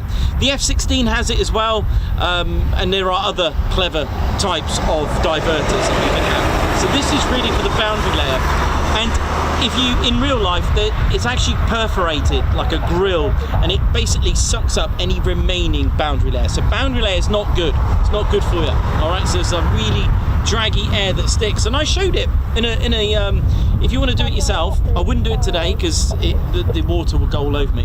If you were, I had a flask and I poured water on the flask, and you'd think the water will just run off the edges and fall, but no, air is fluid, so what it does, it actually sticks, and you'll find that the water works its way down to the bottom as well and then drips from the bottom. Really weird, and that's exactly what the boundary layer does. It sticks and works this way. You'd think it will hit here, but aerodynamics is a really cool thing, because I've seen some of the reports and like graphs of how the aerodynamics and drag and lift works with the 4 planes as it works as well. I've actually got a little tiny basic drawing of that as well, so it's pretty clever stuff. So those are the inlets, and it's got an S-duct system. An S-duct system is literally shaped like a letter S. Now, enemy radars are always looking for anything spinny, all right? Why? Well, spinny means an engine, spinny means a propeller aircraft, spinny means bad, no good. So you're going to have to hide that heat as well, hide the IR signature. So when you look straight into the Typhoon's inlets, you can't see the compressor, all right? You can't see the fan, all right? So because it's shaped like a letter S. If you were to have them here, like the F-15, you're in a little bit of trouble there, basically. So there you go. I mean, yes, it's not recommended to have. Obviously, they worked out that if we have radar-absorbing material inside here, then you're fine. You know, the best method of having intakes is either on the sides of the fuselage or like the B2 on the top. All right, but the thing is, B2 can't have them on the bottom because that wouldn't be good. And the F-35s and fighter jets can't have the inlets on the top because they're going to start doing fighter jet maneuvers, aileron rolls, and God knows what, and that would just defeat the object. So you can have an S-duct and have RAM in there, radar absorbing material. And if you look at the Typhoon's wings are actually curvy. They're what's called dihedral. I used to think they were flat. If you look, they actually curve. So they're called dihedral, where they kind of end up pointing upwards. Very clever design.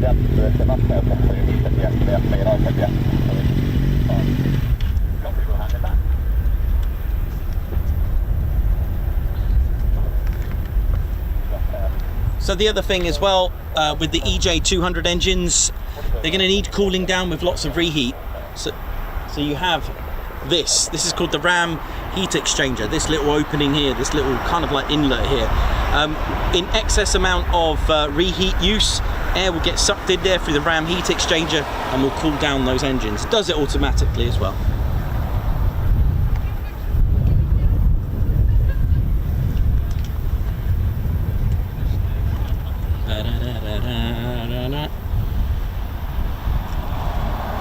So it is a very, very clever fighter jet.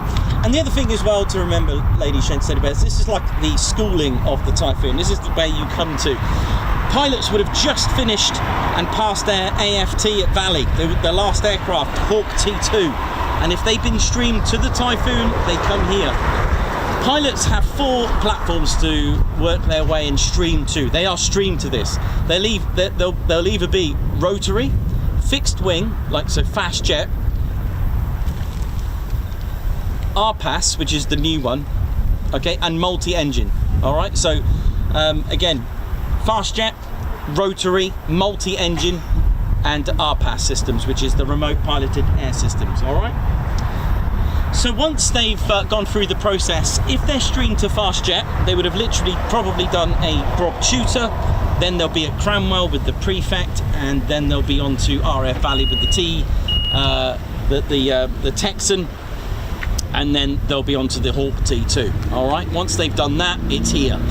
If it is, interestingly, just throwing it out there, if they're going to be streamed to the F-35B, they will go to RAF Marham with 207 Squadron.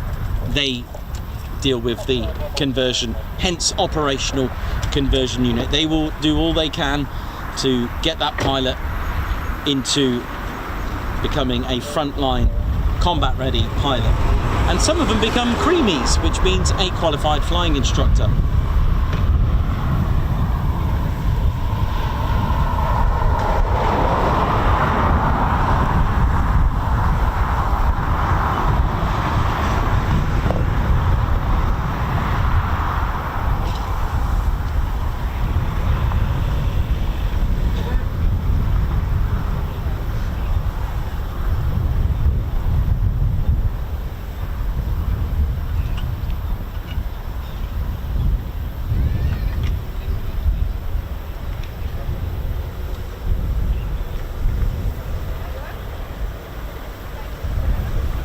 So we've got Typhoons on their way back.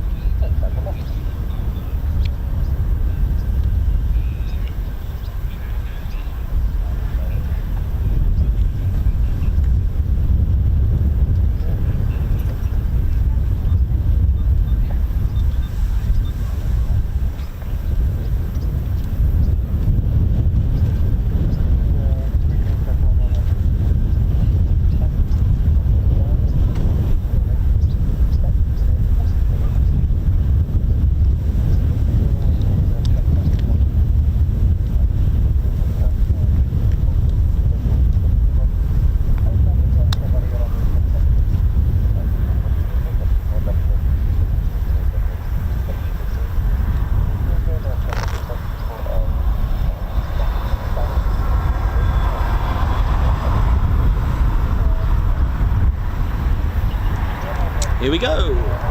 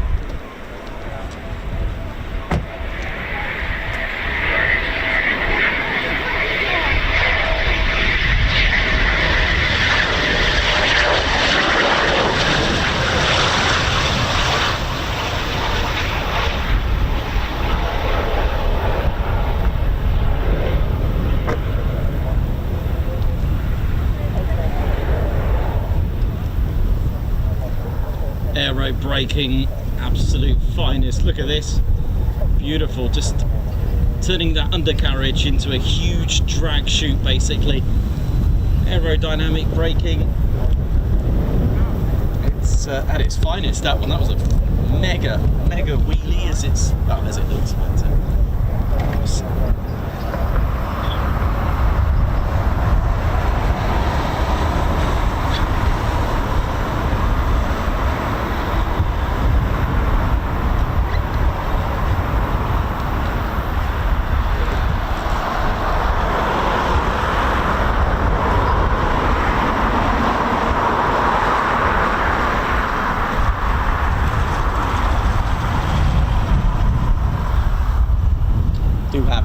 arrival. Not too long, not too far now.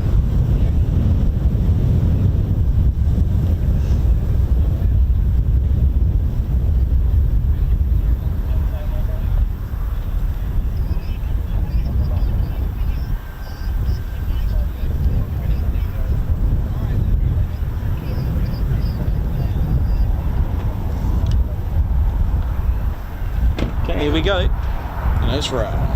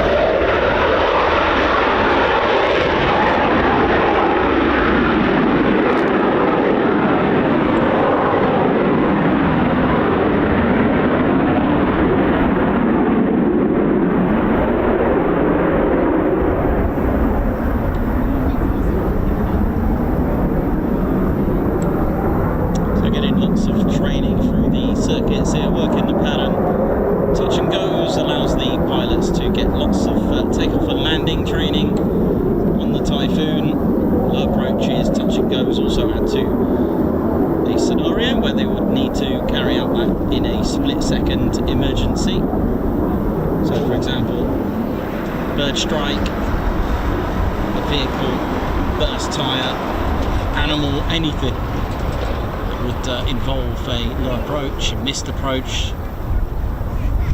A good pilot is indeed always training, and military pilots are just always.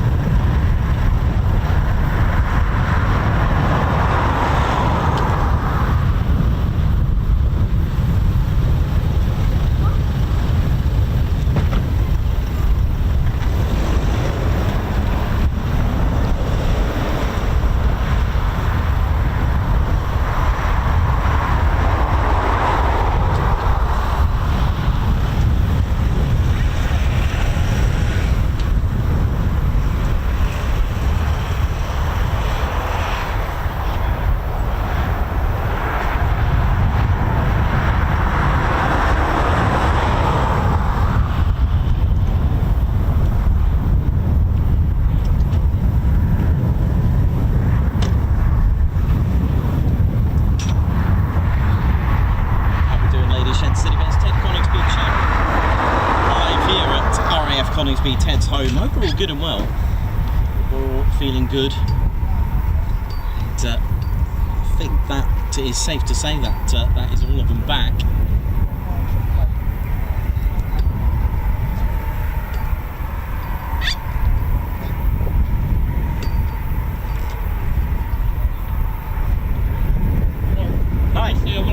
Thank you very much.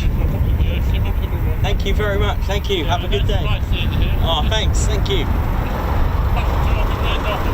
Oh, nice one. Is that where you're going? Is that where... Oh, nice one. Nice. Oh, right. Okay. Well, you've had a bit of a journey. Oh, nice.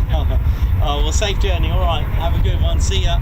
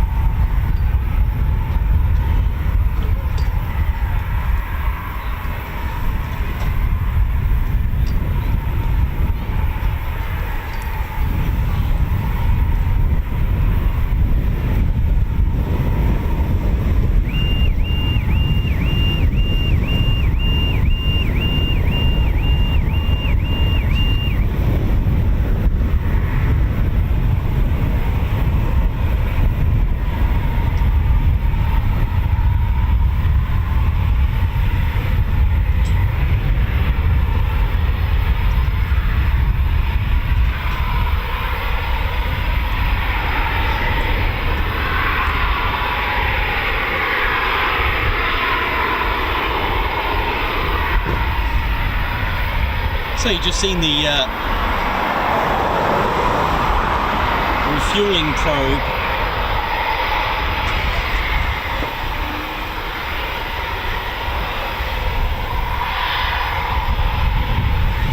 Just been deployed out of the envelope, so there'll be ground crew will be checking that, making sure it's all good. Hello, mate. Oh, is that for me? Oh, bless your heart. Thanks very much, mate. At least you got the tip. Thank you very much. I guess that's all of them back now.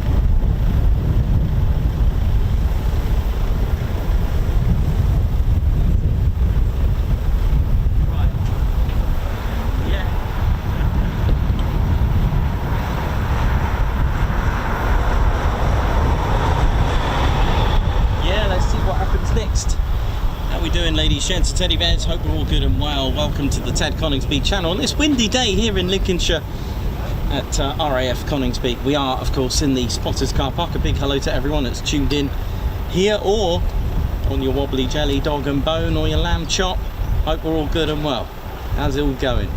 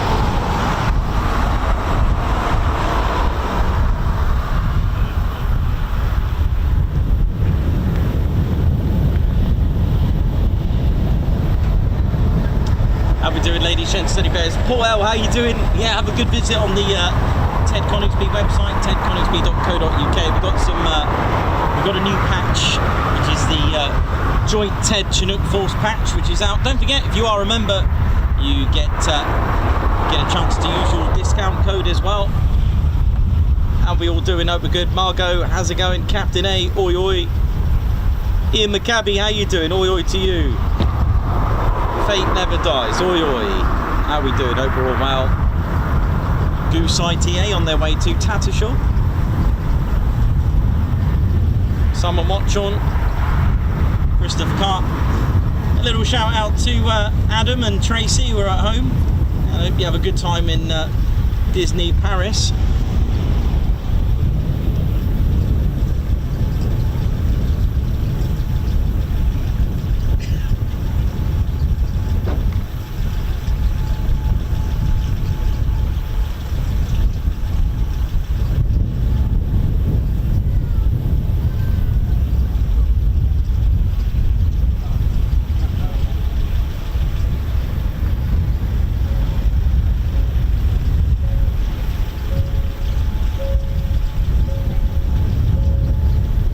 Alan Burden, oi oi. Yeah, a little question there from someone there. So the refueling probe has a lot of sensors on there, and you got to remember the connection there. So they deploy the probe there, and it could obviously make contact fine, but it could also be susceptible to a lot of turbulence up there, and a knock could damage the refueling probe, so they'll need to check that.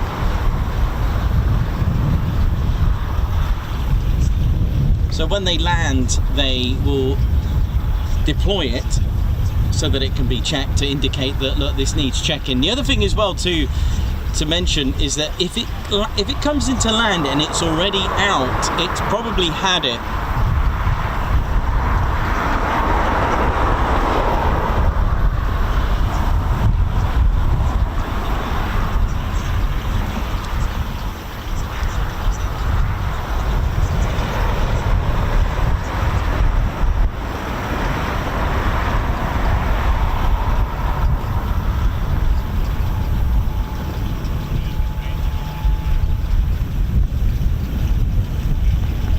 Oh, that sounds awful, that.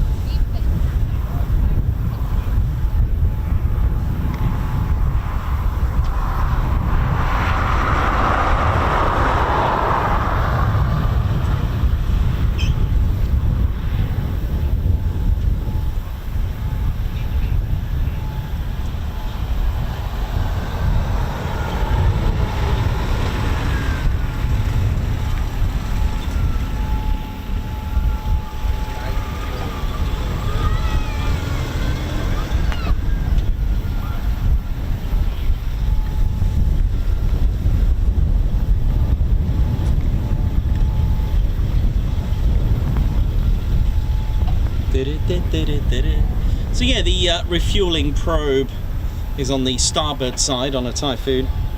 It's just here. Actually, if I get the right, oh, you can see it there, just above the foreplane. There it is. Just there, look. That there. It's made by Eaton, if I remember correctly. Eaton, which I think bought Cobham. The company Eaton, I'm pretty sure, unless obviously they've been bought out, and as far as I know it's Eaton that supply that. And it's Eaton is a recognised leader in the aerospace industry.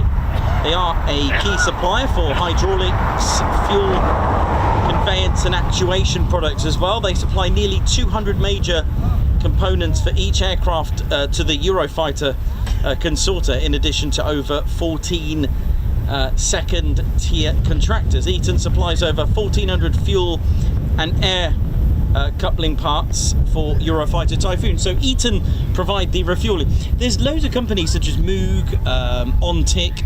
I actually did a bit of work for Ontic as a photographer. I did their, if you ever go into Ontic at Bishop's Cleeve, Cheltenham, and have a look at, I don't know, maybe things have changed there now, but I did their staff photos. I did some of their, you know, when you walk in, you get like almost like a family tree or business role. I did some work for Ontic actually as a photographer back in the days. I know, which is pretty cool. And they deal with fuel systems. There's quite a few. There's also GE there. A company, again, another aviation company. Ontic specialise in the fuel systems as well, so it's pretty cool. So you get to find all these manufacturers that do all this. It's pretty cool, man. I think they do like air-to-air refueling. Well, they do the probe nozzle, they do the shut-off valves, they do an air no fuel valve.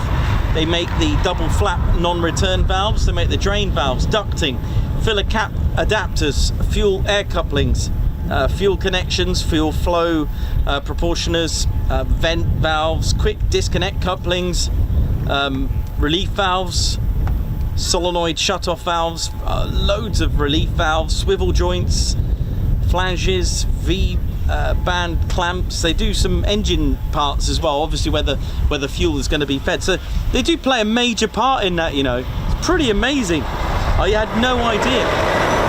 They make other parts. So the IFR, the in-flight refueling probe nozzle.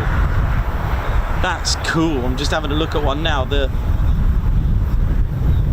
That is pretty cool. So they call it an IFR probe nozzle, which incorporates an Eaton supplied MA2 nozzle and a weak link with an emergency shut-off valve as well. The MA2 nozzle is reception couplings used by most tankers. The weak link allows the Typhoon aircraft to be safely refueled and is designed to fail at predetermined loads outside of the normal operating limits of the aircraft. So in the event of failure, the shut-off valve immediately stops fuel flow from the tanker reception coupling and from damage, and stops it from damaging the receiver aircraft. So pretty amazing stuff that they make if you ever have a look. So it's eaton.com, EATON.com. Have a look at them.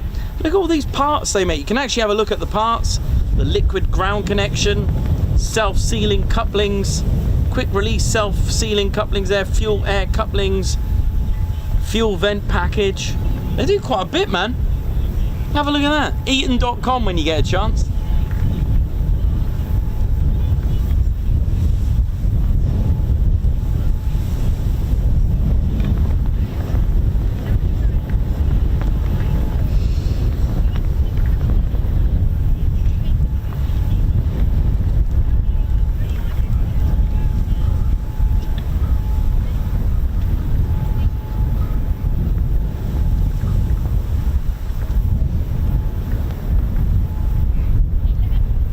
Moog I came across Moog with F-35 parts. So you got Safran that do the landing gear for the Typhoon, and that's a French company. So although we say that the Typhoon, the Eurofighter Typhoon, is made airframe wise from 4 different companies. That is correct, but you've got to think the cables are going to be from somewhere. The refueling probe is from the company called Eaton. There's going to be American companies in here. There's going to be so Safran is a French company. So although we, the Eurofighter project is a consortium of 4 countries that make up the Eurofighter project, there are obviously other parts that come from different countries. So it's amazing when you break that all down. It's pretty cool.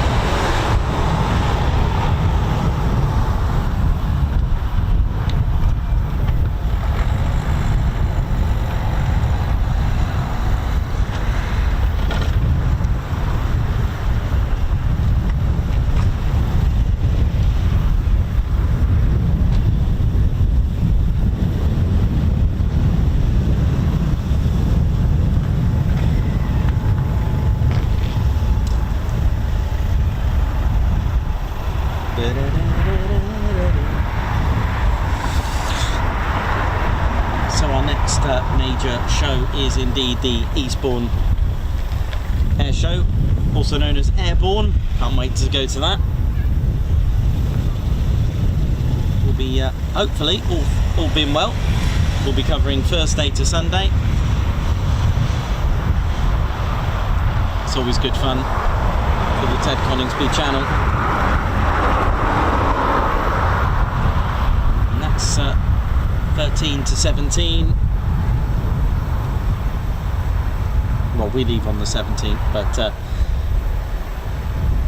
Thursday to Sunday next week. It's come round quick already. And then next items, so September, we'll be heading as north as we can go, all the way to RAF Lossiemouth. That's in September. Also got elements of Cobra Warrior starting around in September, isn't there? So we'll keep an eye out for that.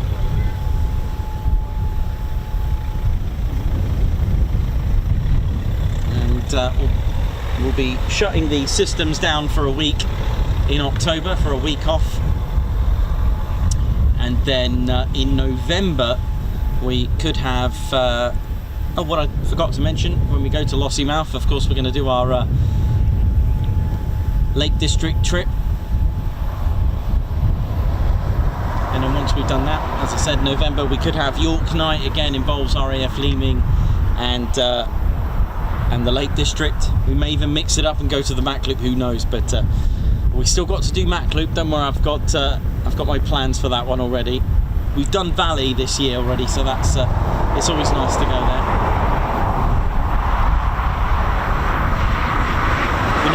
Get Shawbury in there at some point when I go to Valley or the Mac Loop, maybe head back, even just for a couple of hours, just to say that we've covered it. It'd be nice, wouldn't it? It's very busy with helicopters, Junos I think it is, and you may get a surprise Chinook sometimes, but it'd be nice to do that one as well. And then of course end of November, the last Sunday, is of course the Ted Coningsby's TIAT 4.0, the TED party. I don't know how many, I don't think we've got that many tickets left now, about 20 or so. That's all we've got left, 20 tickets to the Ted Coningsby's 4th party. Looking forward to that. We pick a cause to fundraise through raffle and auction. Also got some merchandise there as well, live performance and good fun. Does include a buffet as well.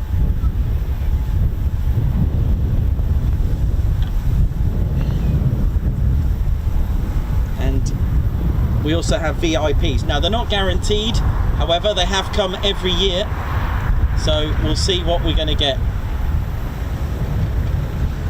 Like I said, we don't guarantee them, but because of course due to the nature of what they do, it's very hard. But when they come, hey, we always have a great time with them. It's definitely a show not to be missed. It's held at the Petwood Hotel, home of 97, 619 and 617 Squadrons, which was indeed at Woodhall Spa. On the grounds there, you'll be able to see an example of one of the barrels from the bouncing bombs from Dr. Barnes Wallace.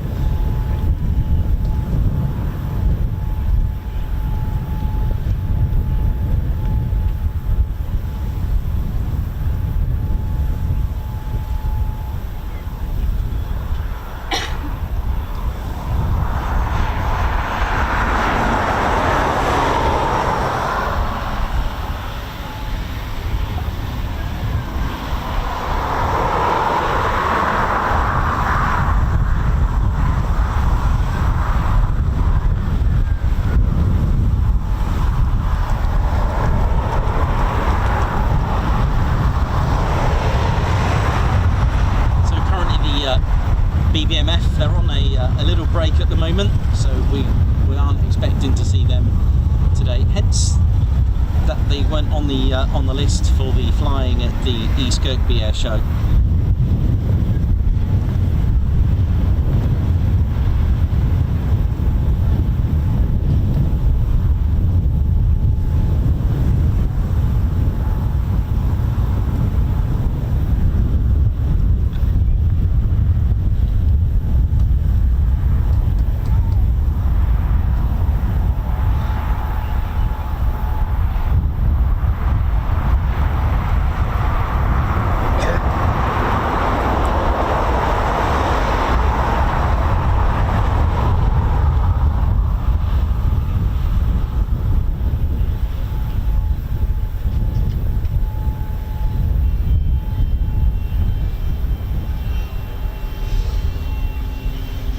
That horn there that you just heard, that's the canopy horn. Yes, the Typhoon has a horn, and yes, I was that person that asked that question, if a Typhoon had a horn. I mean, why would I ask that? You know, what good is a horn in the air? But of course they do have a horn for the ground, and it is the canopy horn. So it's the Tornado's got a canopy horn as well. It's for, you know, health and safety, for fingers, trapped fingers. You want to, you know, if you're working near that canopy, you want to, you know, they are quite quiet, literally, when they open. So you don't want to trap your fingers in there.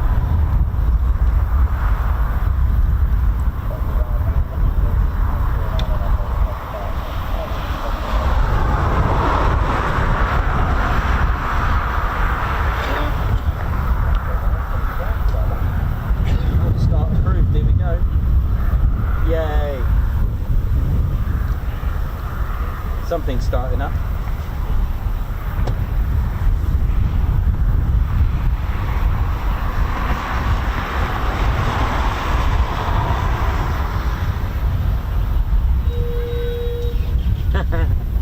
That is the canopy one.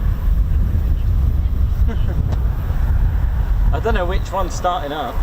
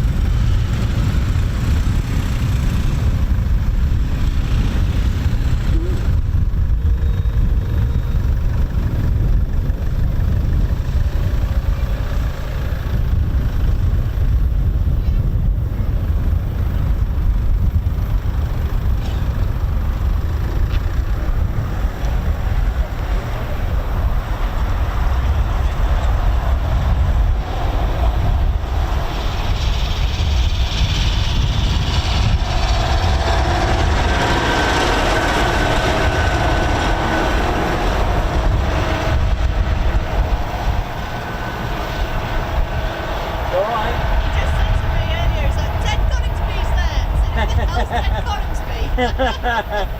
How you doing? All right? Good. See you later. See ya. Happy Avon. Bye. You all right? Yeah, you good? Yeah. Good times. Good times.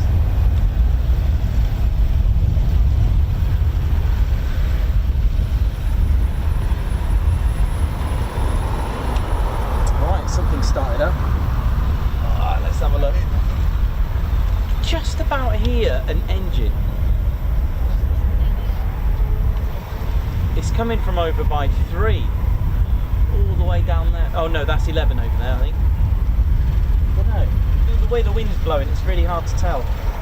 There's definitely one spooling. Well, you can hear it up here.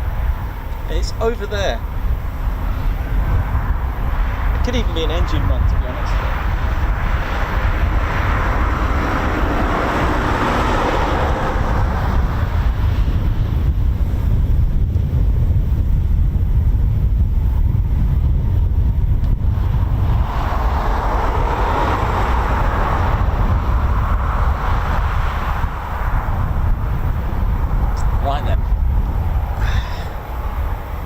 There is a startup. You can probably hear it on our mic. You can probably hear it on your screens at home. Well, speakers, if you know what I mean.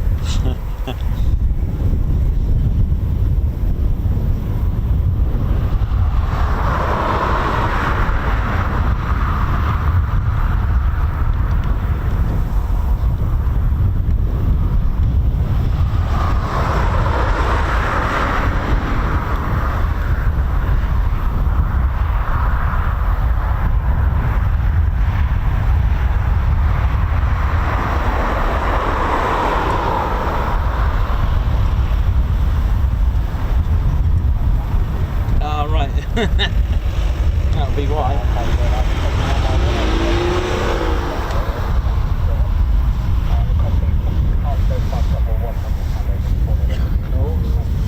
PTO.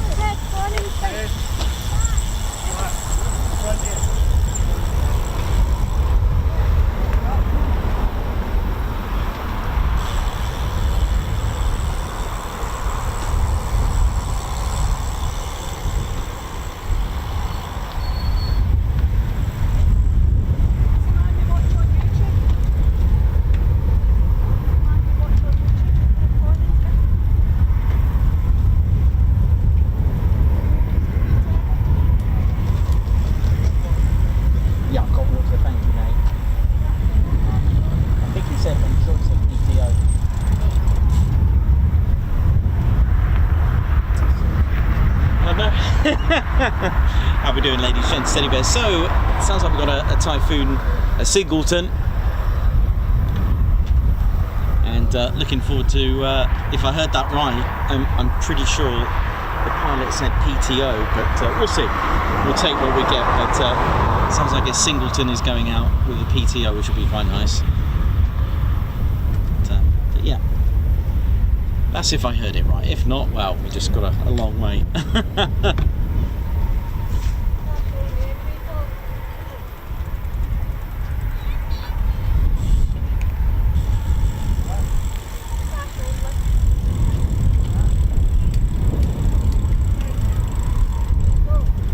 So we've had a look at Lancasters' barrier arresting kit, and Coningsby's one, which you can see here on the, it's called a RAG, R-H-A-G, rotary hydraulic arrestor gear, and of course, just like any other aerodrome, it is marked, positioned where this black square is with the yellow circle, and there's the, you can see the, look at that.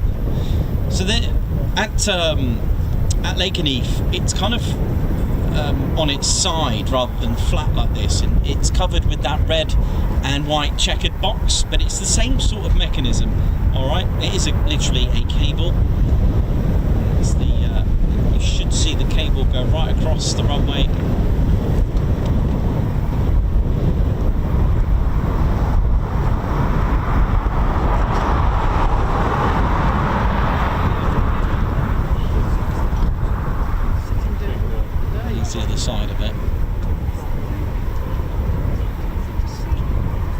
to see from here due to the way the runway is curved.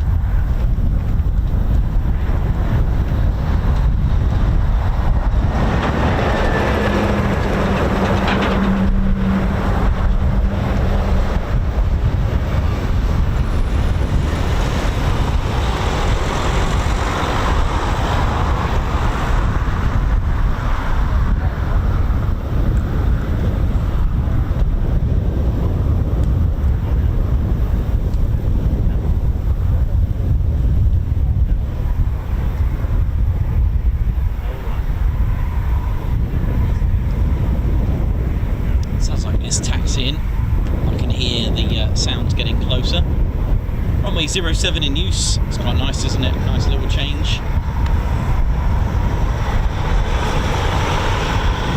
And that's caused by the easterly winds. There's our runway caravan. How are you doing in there?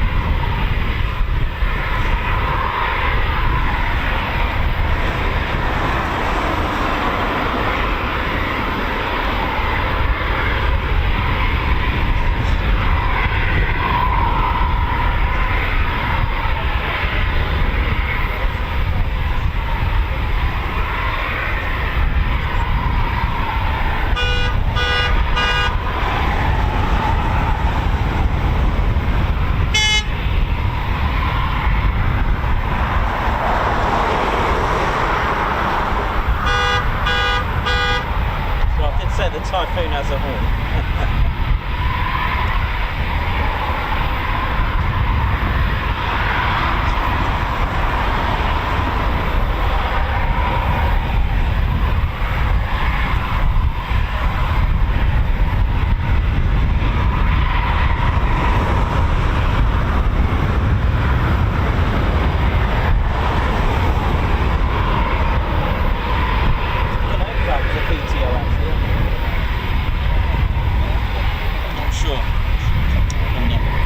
Sure now on a PTO, but there we go.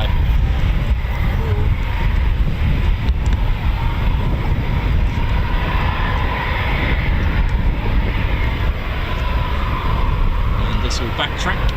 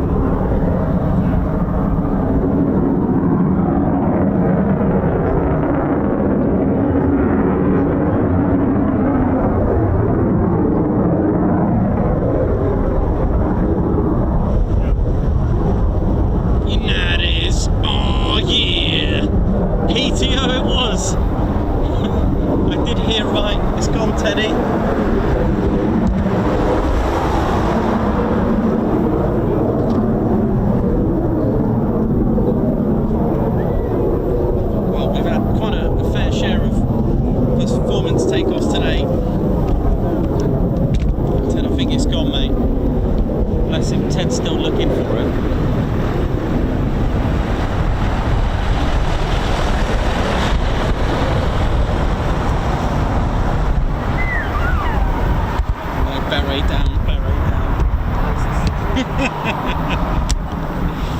Just gonna go get Ted's berry. Look down this way. It's alright, just there.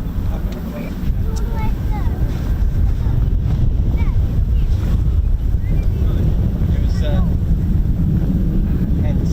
Landed as heads or tails, it's on heads. Oh, you get a berry recovery team card for that. Part of the berry recovery team. I'm gonna go and get you one. Good. Yeah, this path bit. How near the chair? It is, it looks good. It's a-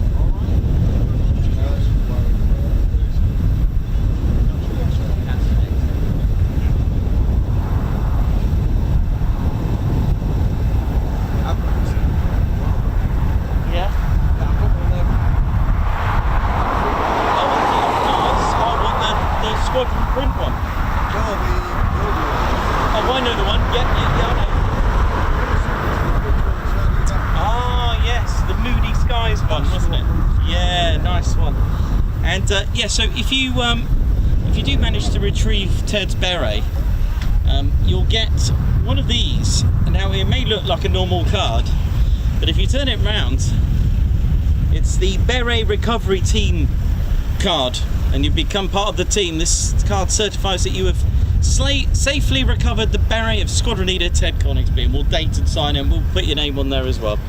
So we've had one member recruited today. Oh, cool.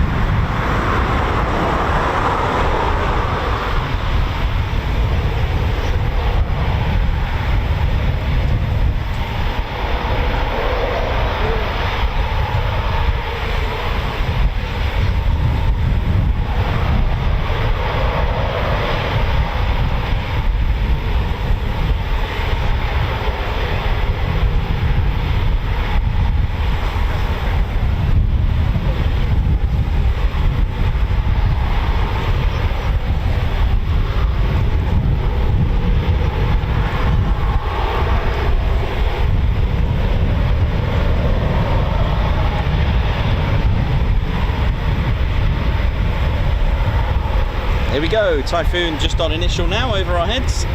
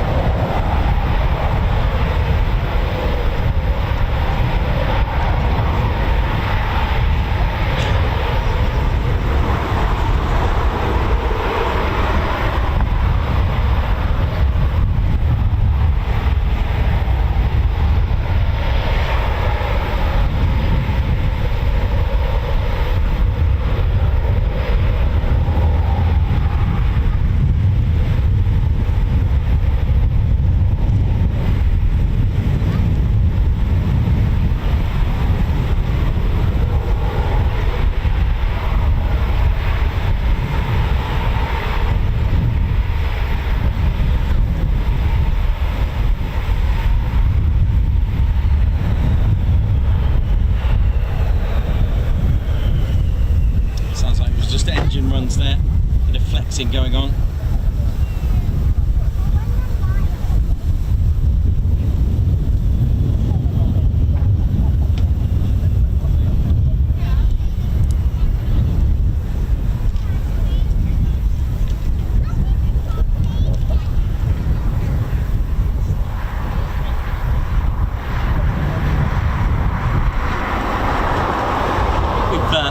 We've been very fortunate enough to catch some performance takeoffs recently on our adventures here at Coningsby. It's been quite good actually. I think we've nearly had them on every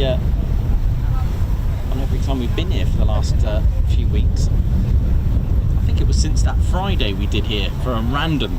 Do you remember the Lake Keneath was close, so we came here and it was pretty spectacular. It was like, I don't know, was it 7 performance takeoffs in a row or something? It was performance takeoffs all day. It was pretty good.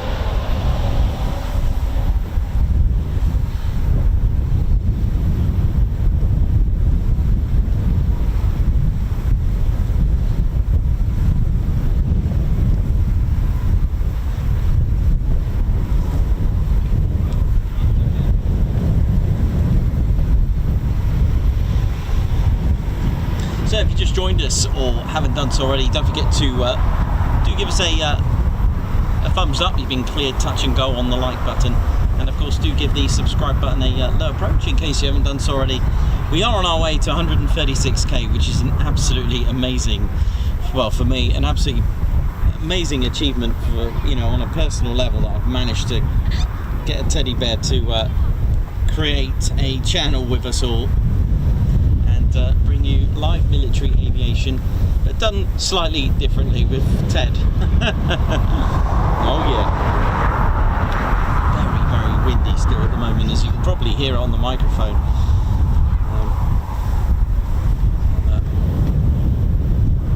So what we're looking for now, we're just hoping there'll be some canopies popping up and some ground crew to go with that. It is never guaranteed. Don't ever forget that. There might not be an afternoon sortie. You just never know.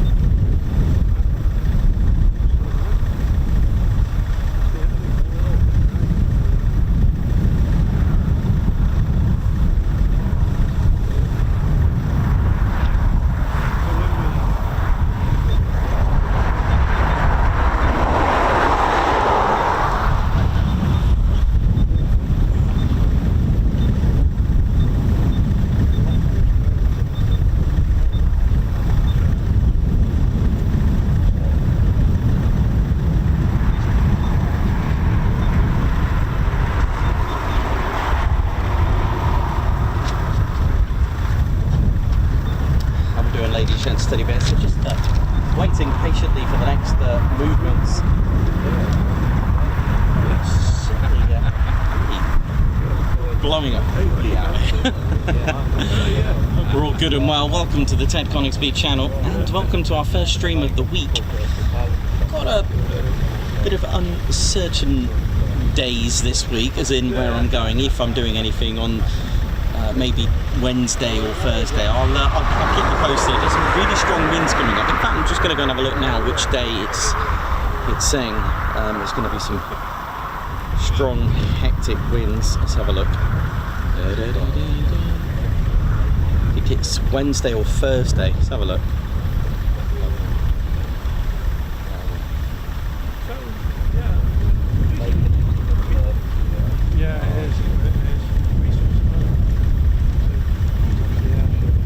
Wednesday looks really strong, and Thursday in some parts, not the whole of the UK of course, but Wednesday seems to be very strong winds on Wednesday. Tomorrow's not too bad. Tomorrow is all good. Looks like we may be at Mildenhall tomorrow. Might be doing that tomorrow for you. Should be good fun for a bit of heavyweight action.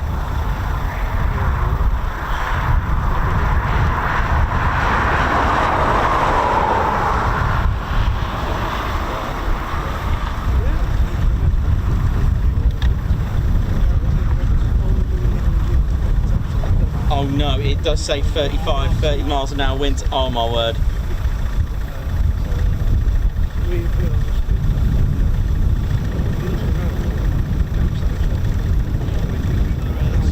Yeah.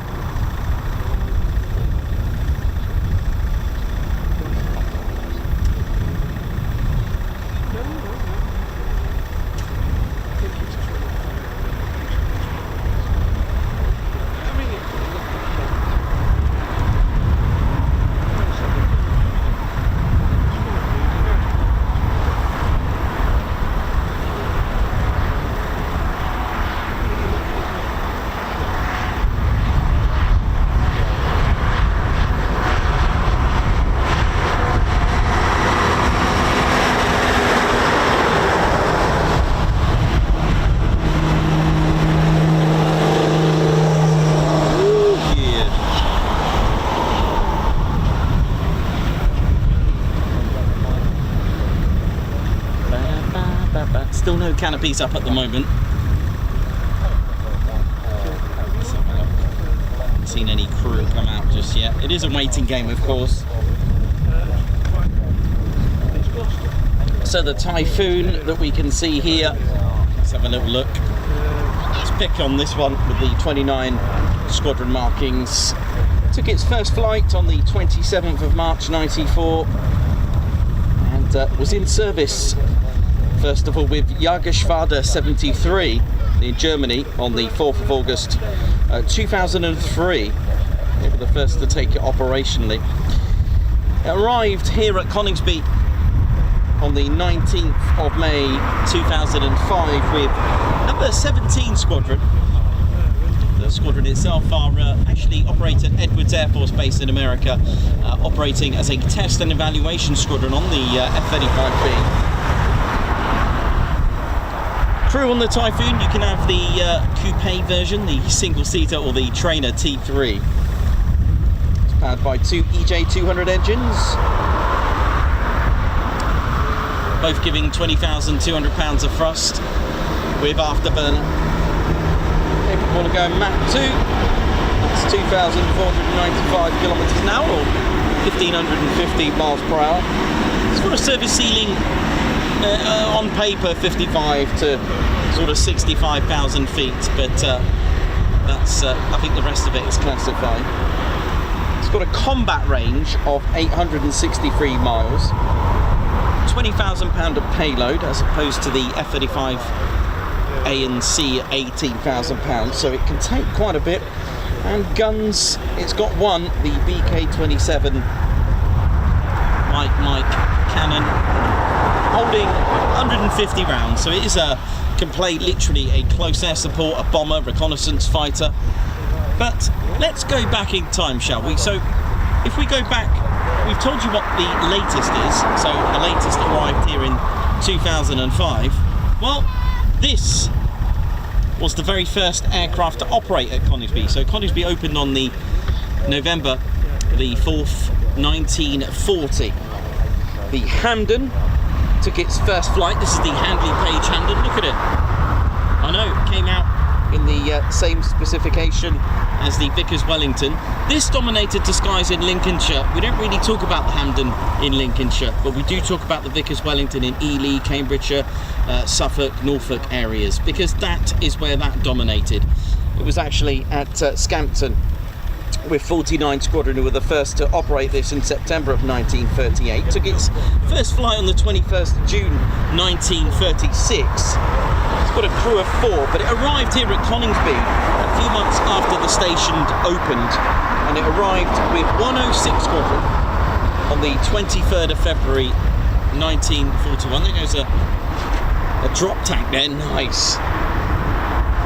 23rd of Feb 1941, 106 Squadron. It could have a crew of 4. It was nicknamed the Flying Suitcase, I nearly called it a briefcase, or the Flying Tadpole. It had many funny nicknames like the Flying Panhandle because of the fuselage, this boom fuselage being at, well, the whole fuselage was about 1 metre wide. Yes, 1 metre. It was very claustrophobic. There was no comforts for the pilots, there was no facilities, so if you needed to go, well, I'll let you use your imagination. Not a very comfortable ride for long journeys. It was so claustrophobic in there and the way it was done that the pilot had a folding seat, fold it down, get in, fold it back, and if the pilot got injured or worse, well, you're gonna have to try your best to get the pilot out and get someone to take over.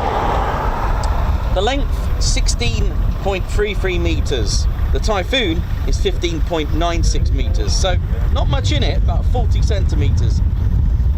For those that do old money, the Hampden 53 feet and 7 inches, the Typhoon 52 feet and 4 inches, so just slightly, literally slightly bigger, slightly, just over 1 foot bigger, longer than the Typhoon.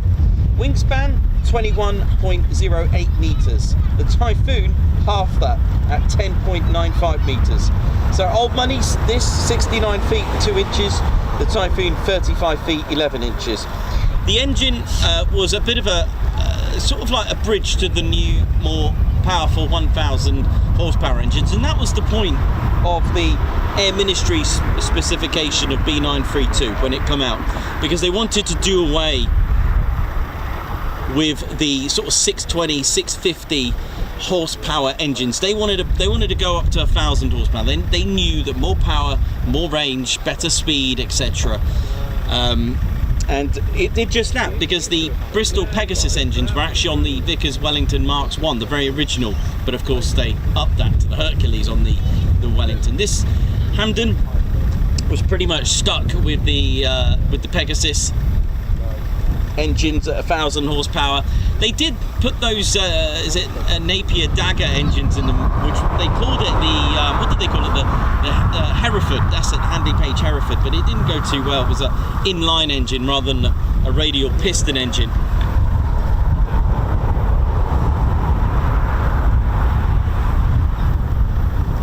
So max speed, well, if the Typhoon's Mach 2, this is Mach 0.32. That's 398 kilometers an hour, 247 miles per hour. Ceiling at 19,000 feet. Combat range, well, almost double than the Typhoon, more than double. 1,720 miles with, that's configured with 2,000 pounds of bombs. The payload on this was 4,000, by the way. The Wellington had a little bit more, 4.5. Could also take a 18-inch torpedo. This was made into a torpedo version as well. But this kind of innovated gardening. Now, wait a minute, what? Gardening? No, I don't mean planting roses and, you know, tulips and things like that. Now we're talking about a code name for mine laying, and it really did. And I believe Guy Gibson took upon this and kind of labelled it as a like a fighter bomber. It was quite manoeuvrable for what it is. Guns had one fixed at the front, and then 3 to 5 K.303 guns. So yeah, it had to start somewhere. It had to start somewhere. But that was right up until, I mean, the Avro Manchesters joined Coningsby with 97 Squadron. We know what happened to the 200 or so Manchesters. Yeah, 50 of those were lost in accidents. I know, crazy, right? 25%. But until the runways closed here in 42, reopened in 43, the Avro Lancaster took upon the next bombing mission. So the Lancaster was here, indeed.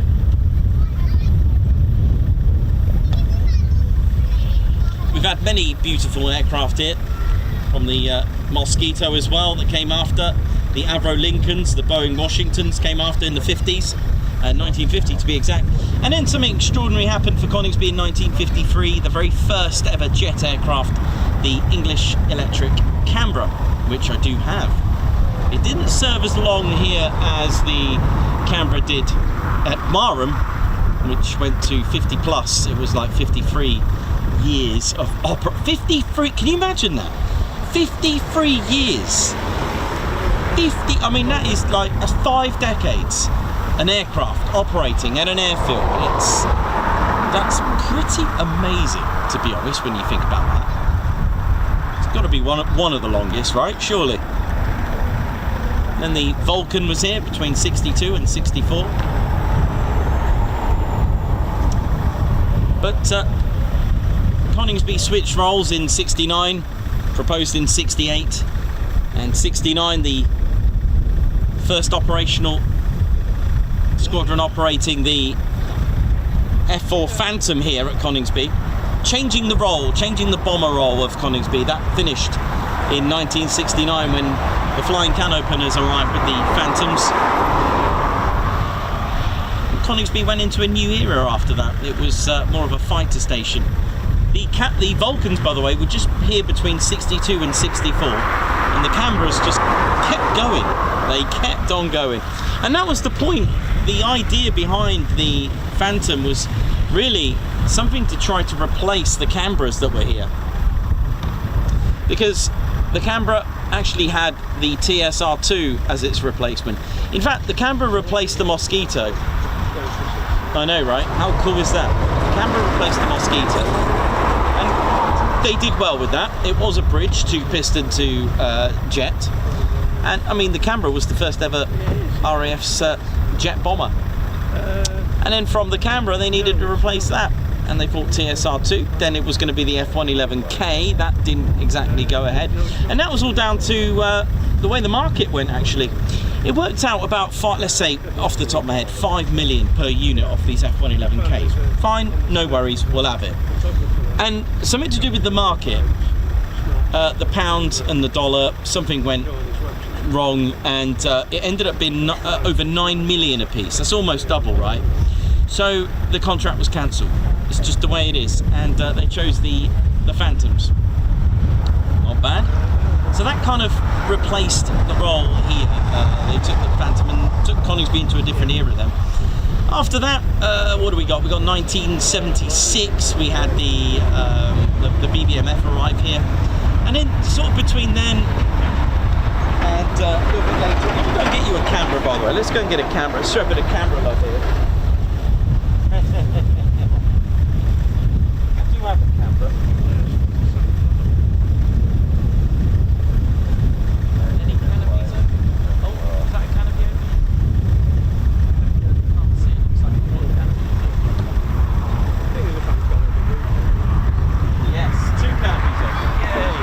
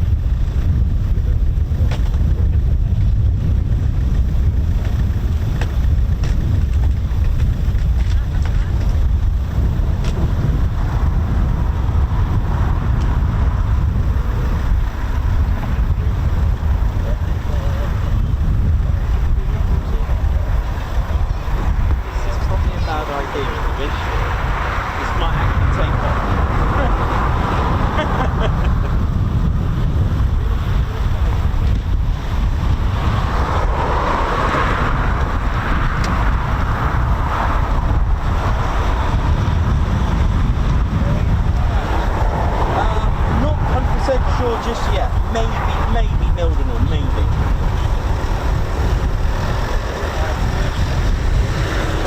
Okay.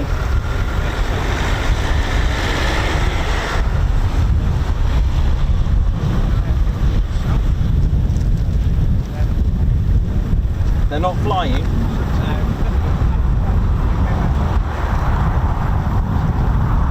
Okay.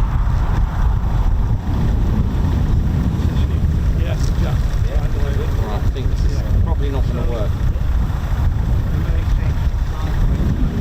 Okay. Nice.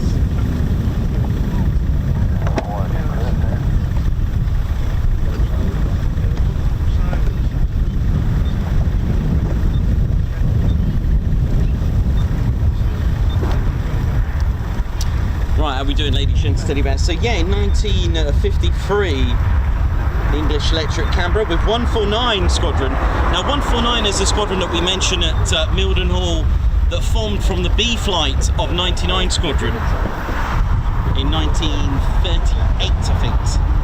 And they went on to RAF Lancasters, operating the Wellington, and then, of course, the Short Stirlings Marks 1 and 3.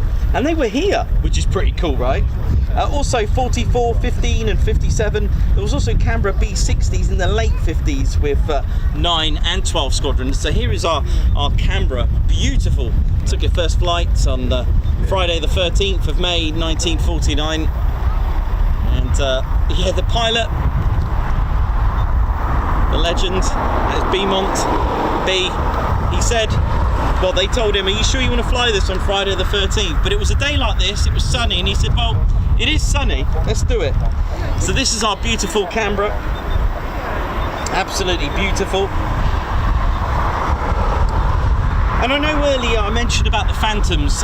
In the RAF, it was designated as the FGR2, by the way. I mean, it is officially a McDonnell Douglas F4 Phantom, but it was an FGR2. Designated, by the way, just keeping it generic. But this was here in playing the bomber role here at Coningsby, and of course the way that it was designed, absolutely beautiful. But yeah, one day I'll give you a full tour on this. It'd be quite nice. Maybe we can do it at one of the museums, such as the South Yorkshire Air Museum. You know, they've got like loads of cockpits there. So maybe we can incorporate it. But imagine all these here parked there. How tasty were these? Beautiful.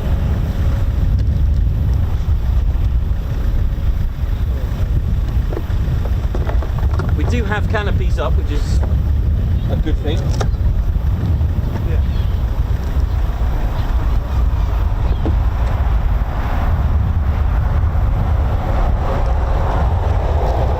And then in 1985, another change for Coningsby. 229 Squadron were here with the F2, the stopgap for the Tornado, and then finally this. I mean, this is a beautiful, beautiful Tornado. Look at that. Look at this. I mean, how cool is that, right? What we got here? 65 Squadron. And 1990. This is the display livery, the Raspberry Ripple, the Red Zebra, I don't know what, it had a couple of nicknames, I think. Look at that, 65 Squadron Typhoon display, Tornado display, sorry. 65 Squadron, the Tornado F3, beautiful. And 1987, 29 Squadron said goodbye to its Phantoms for this Tornado F3. Beautiful, right? Absolutely beautiful. I know there's a lot of you getting a bit of fever here with this. It is a stunning. Some people like the F3, some people like the GRs, GR4s. But look at this, absolutely beautiful, right? Look at that, amazing, right? So these were here at Coningsby. And then of course, you know, 1987, May the 19th, 17 Squadron, as I said, they arrived with the Typhoon. So nice little bit of history there.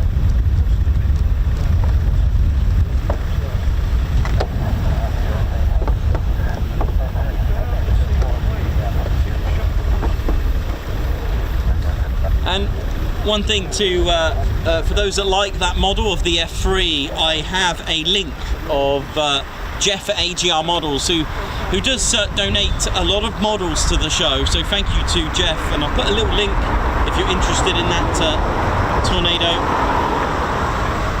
Right, it's getting busy on the ASP with crew, so let's hope for movement.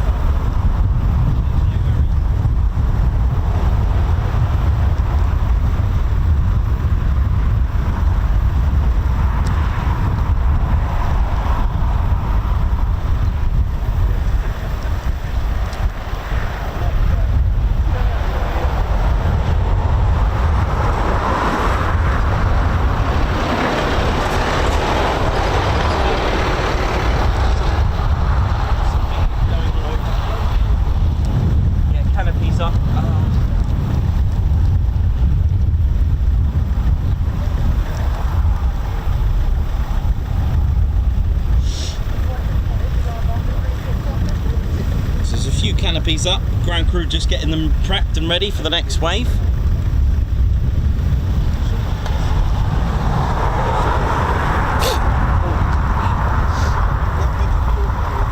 Yeah.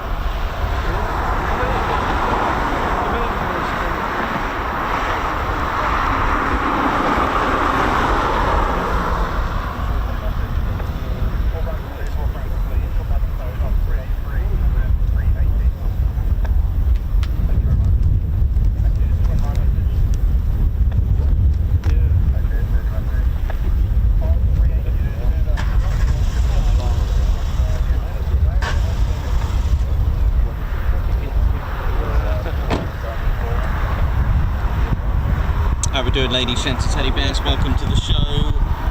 Ted Coningsby. Just hanging in there with the wind.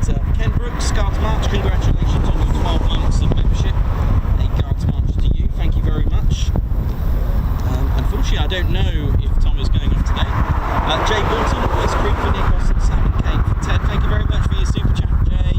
Thank you very much. Lancaster Lass with 37 months membership. Oii TCS. Gaz Wilkes with 15 months membership. Guards March. Hannah RAF Hampden with 20 months membership. Oii to you. Chris Baxter celebrating 24 months as well. Nice one. Great work, Nicholas, Ted and Claire there. Guards March. Caroline Stubb celebrating 35 months as well. Guards March to you. Hope we're good and well. Right. Let's see what we're going to get.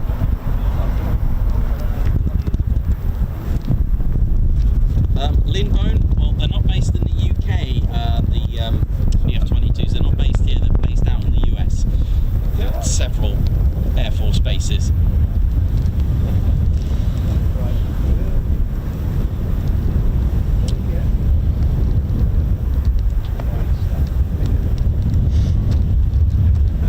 Yeah, so we don't get them that often in the UK, but when we do, it's always nice to see the F-22s. Car park can't trace there now. Yeah,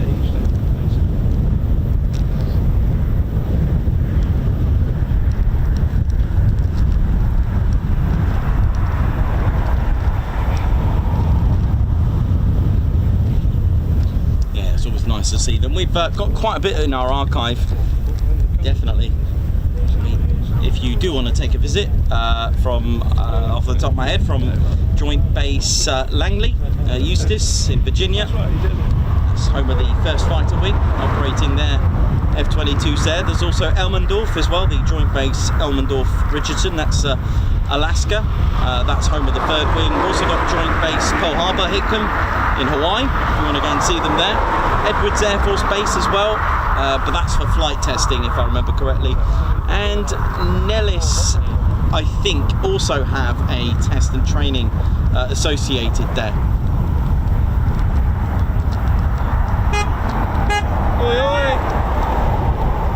So you'll have to have a bit of an adventure out there.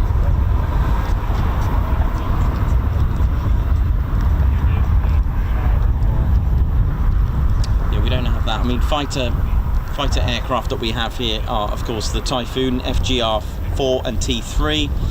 I mean, we can add the Hawk T2 at Valley. You can add the Hawk Mark 167, which is the Qatari Emirai Air Force version at RAF Leeming. Got them there. And then we've got Marham F-35B, and then we've got Lakenheath with the F-15E Strike Eagle and F-35A, and of course not forgetting Lossiemouth with their Typhoons as well, FGR4s. So that is it for Great Britain. It'd be embarrassing if I forgot one, jet-wise, as in, I mean, I've included the Hawk, I get that as a little fighter jet trainer, right? A jet trainer. You could say a Hawk T1A as well, the red arrows. But then, starting at Lossiemouth, jet-wise, you've got the P8, you've got the E7, if we work our way down. We've got Bryce Norton with the Voyager, the A330 Voyager, C-17 at Bryce Norton. Doing my best not to slip up here. Waddington, you got the rivet joint, you've got the RC135W. Mildenhall, you're going to get the KC135 as a jet. There are some variants of the RCs, the 135s that operate there. You can also get, I mean, I'm talking about ones that are stationed, right? So, I mean, there is a detachment.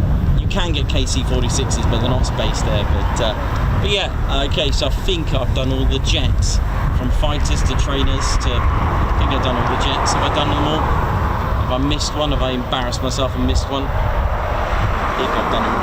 Jet, this is jet, not prop. There we go, here's a startup. You could go Hawker Hunter, couldn't you? You could say Hawker Hunter at Leeming.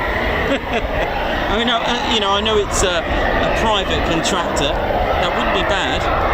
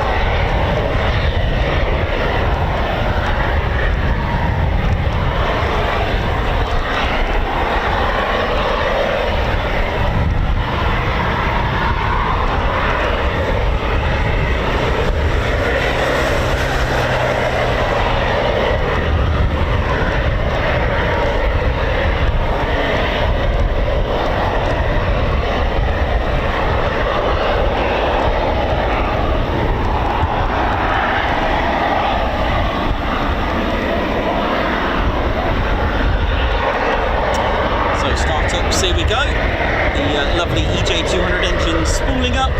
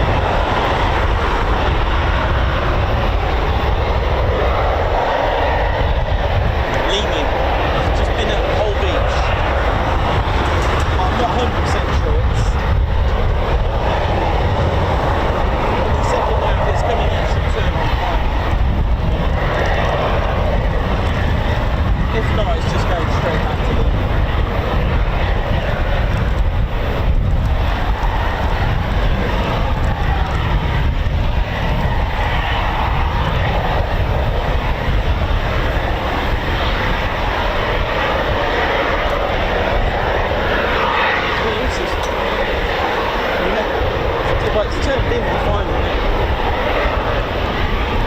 I'll try not to miss it.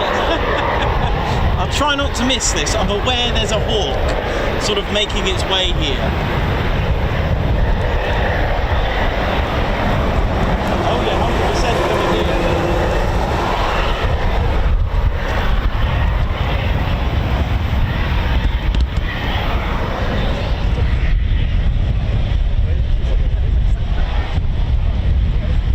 Here we go. I nearly missed it.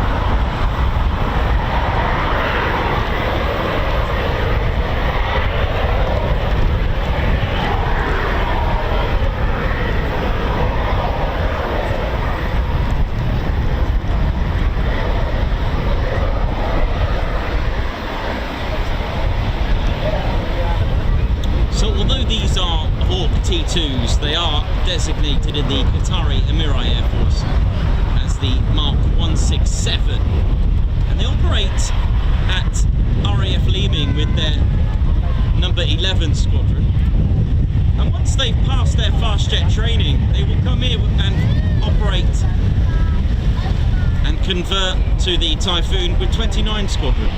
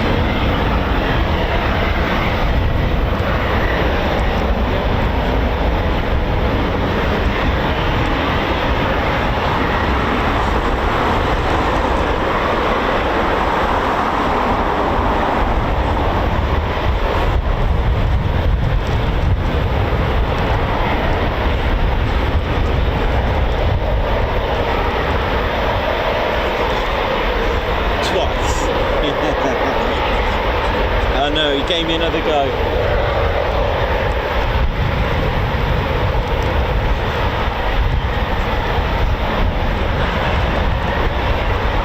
I think it's coming back round again.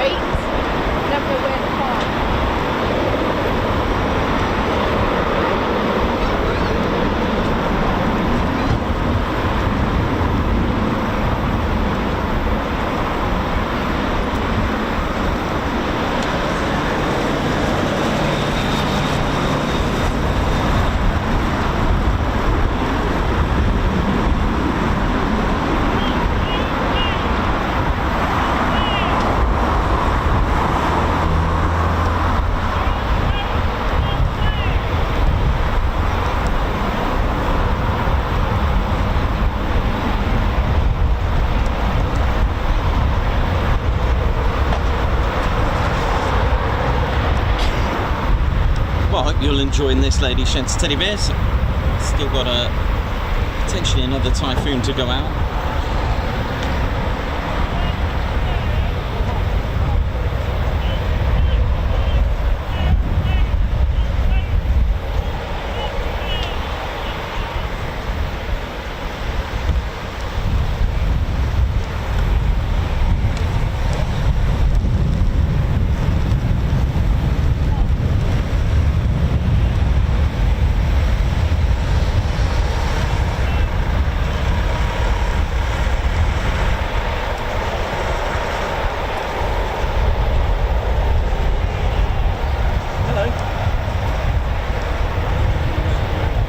Carry on, it's live, so carry on. Yeah, of course you can, it's live. Yeah, just pop that in. Oh yeah. Alright.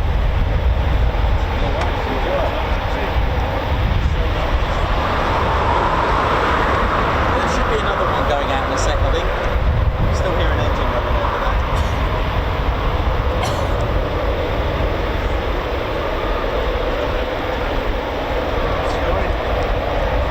You're right. Yeah, last time I seen you was making Let's get on there's my mate. How's he doing?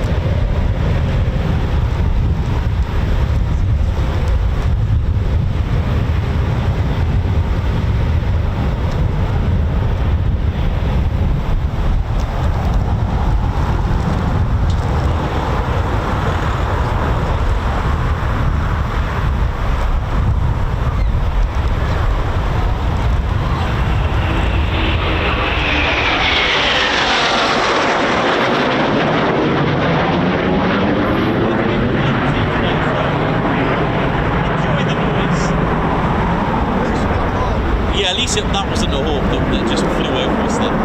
That would have been bad, wouldn't it? I was just having a closer look. It's definitely one spooling.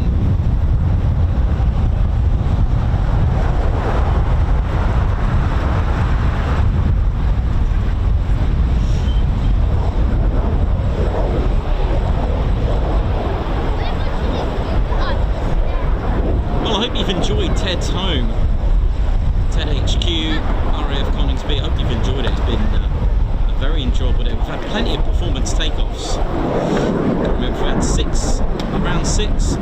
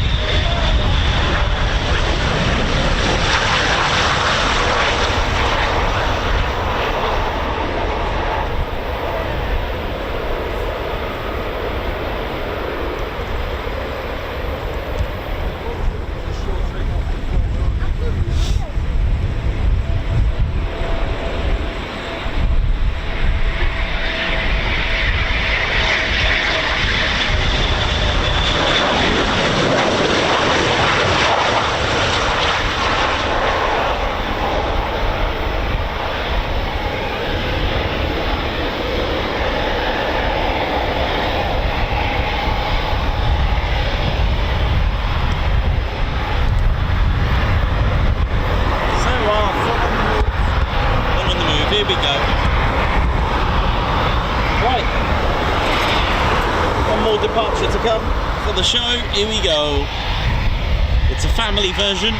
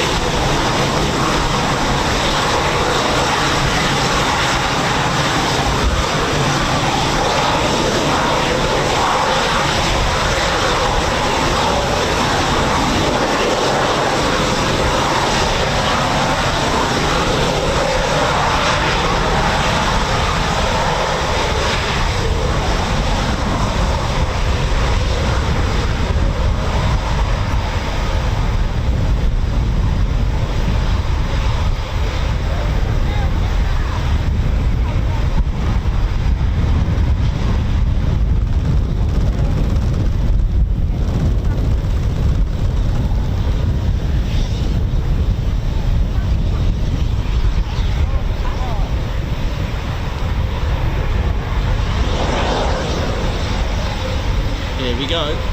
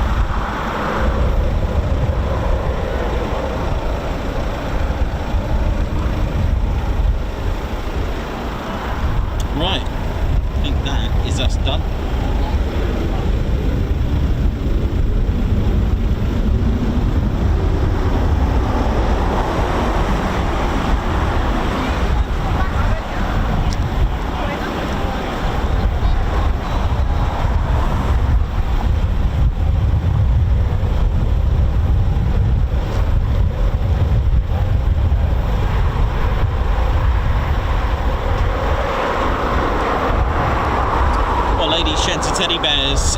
Wow, what do you think of that then, eh? Very, very busy RAF Coningsby. Very good to be back at TED HQ. It's been absolutely brilliant today. Really action-packed, lots of performance takeoffs as well. It's been a good day at RAF Coningsby. Absolutely great, wasn't it, Teddy? Teddy hasn't got far to go. He lives at 29 here at Coningsby. He's just got to cross the road. He's got his little pass as well, which I've showed you before. It's kind of cute. A little ID pass to get in, where all the bears go and check in for the day. So he hasn't got far. So well done, Ted. If you like the t-shirt as well, don't forget these are available at tedconingsby.co.uk. They're available in navy blue and white. They got Ted's call sign on the back, of course. Ted Coningsby as well. Do check it out. Do visit at tedconingsby.co.uk as well. And I really hope you enjoyed today. It was really, really, really action-packed. Lovely day as well. A little bit breezy, but hey, nothing that a bit of hair gel can't, sort out. You can even see the wind direction. It is that way, east. So you can kind of get the gist of wind speed. So that's looking like 25 miles per hour there. I hope you're all good and well and enjoyed the show. And thanks for being with us. And big thank you to RAF Coningsby. Thank you for looking after our skies. Ladies, gents, teddy bears, it is an absolute pleasure and honour to be here. It really is. So I think that's it then, Ted. It's a wrap, yeah? Okay, mate. Right, so Ted and I are going to charge the batteries, get ready for the next show tomorrow. So my name's Nikos, I've been your cameraman and commentator today. This is Squadron Leader Ted Coningsby. You've been watching the Ted Coningsby channel live here at TED HQ, aka RAF Coningsby. So for the last time for today, it is see you soon, wish you well, take care, see ya. Right, Ted, hit the button, mate, hit the button.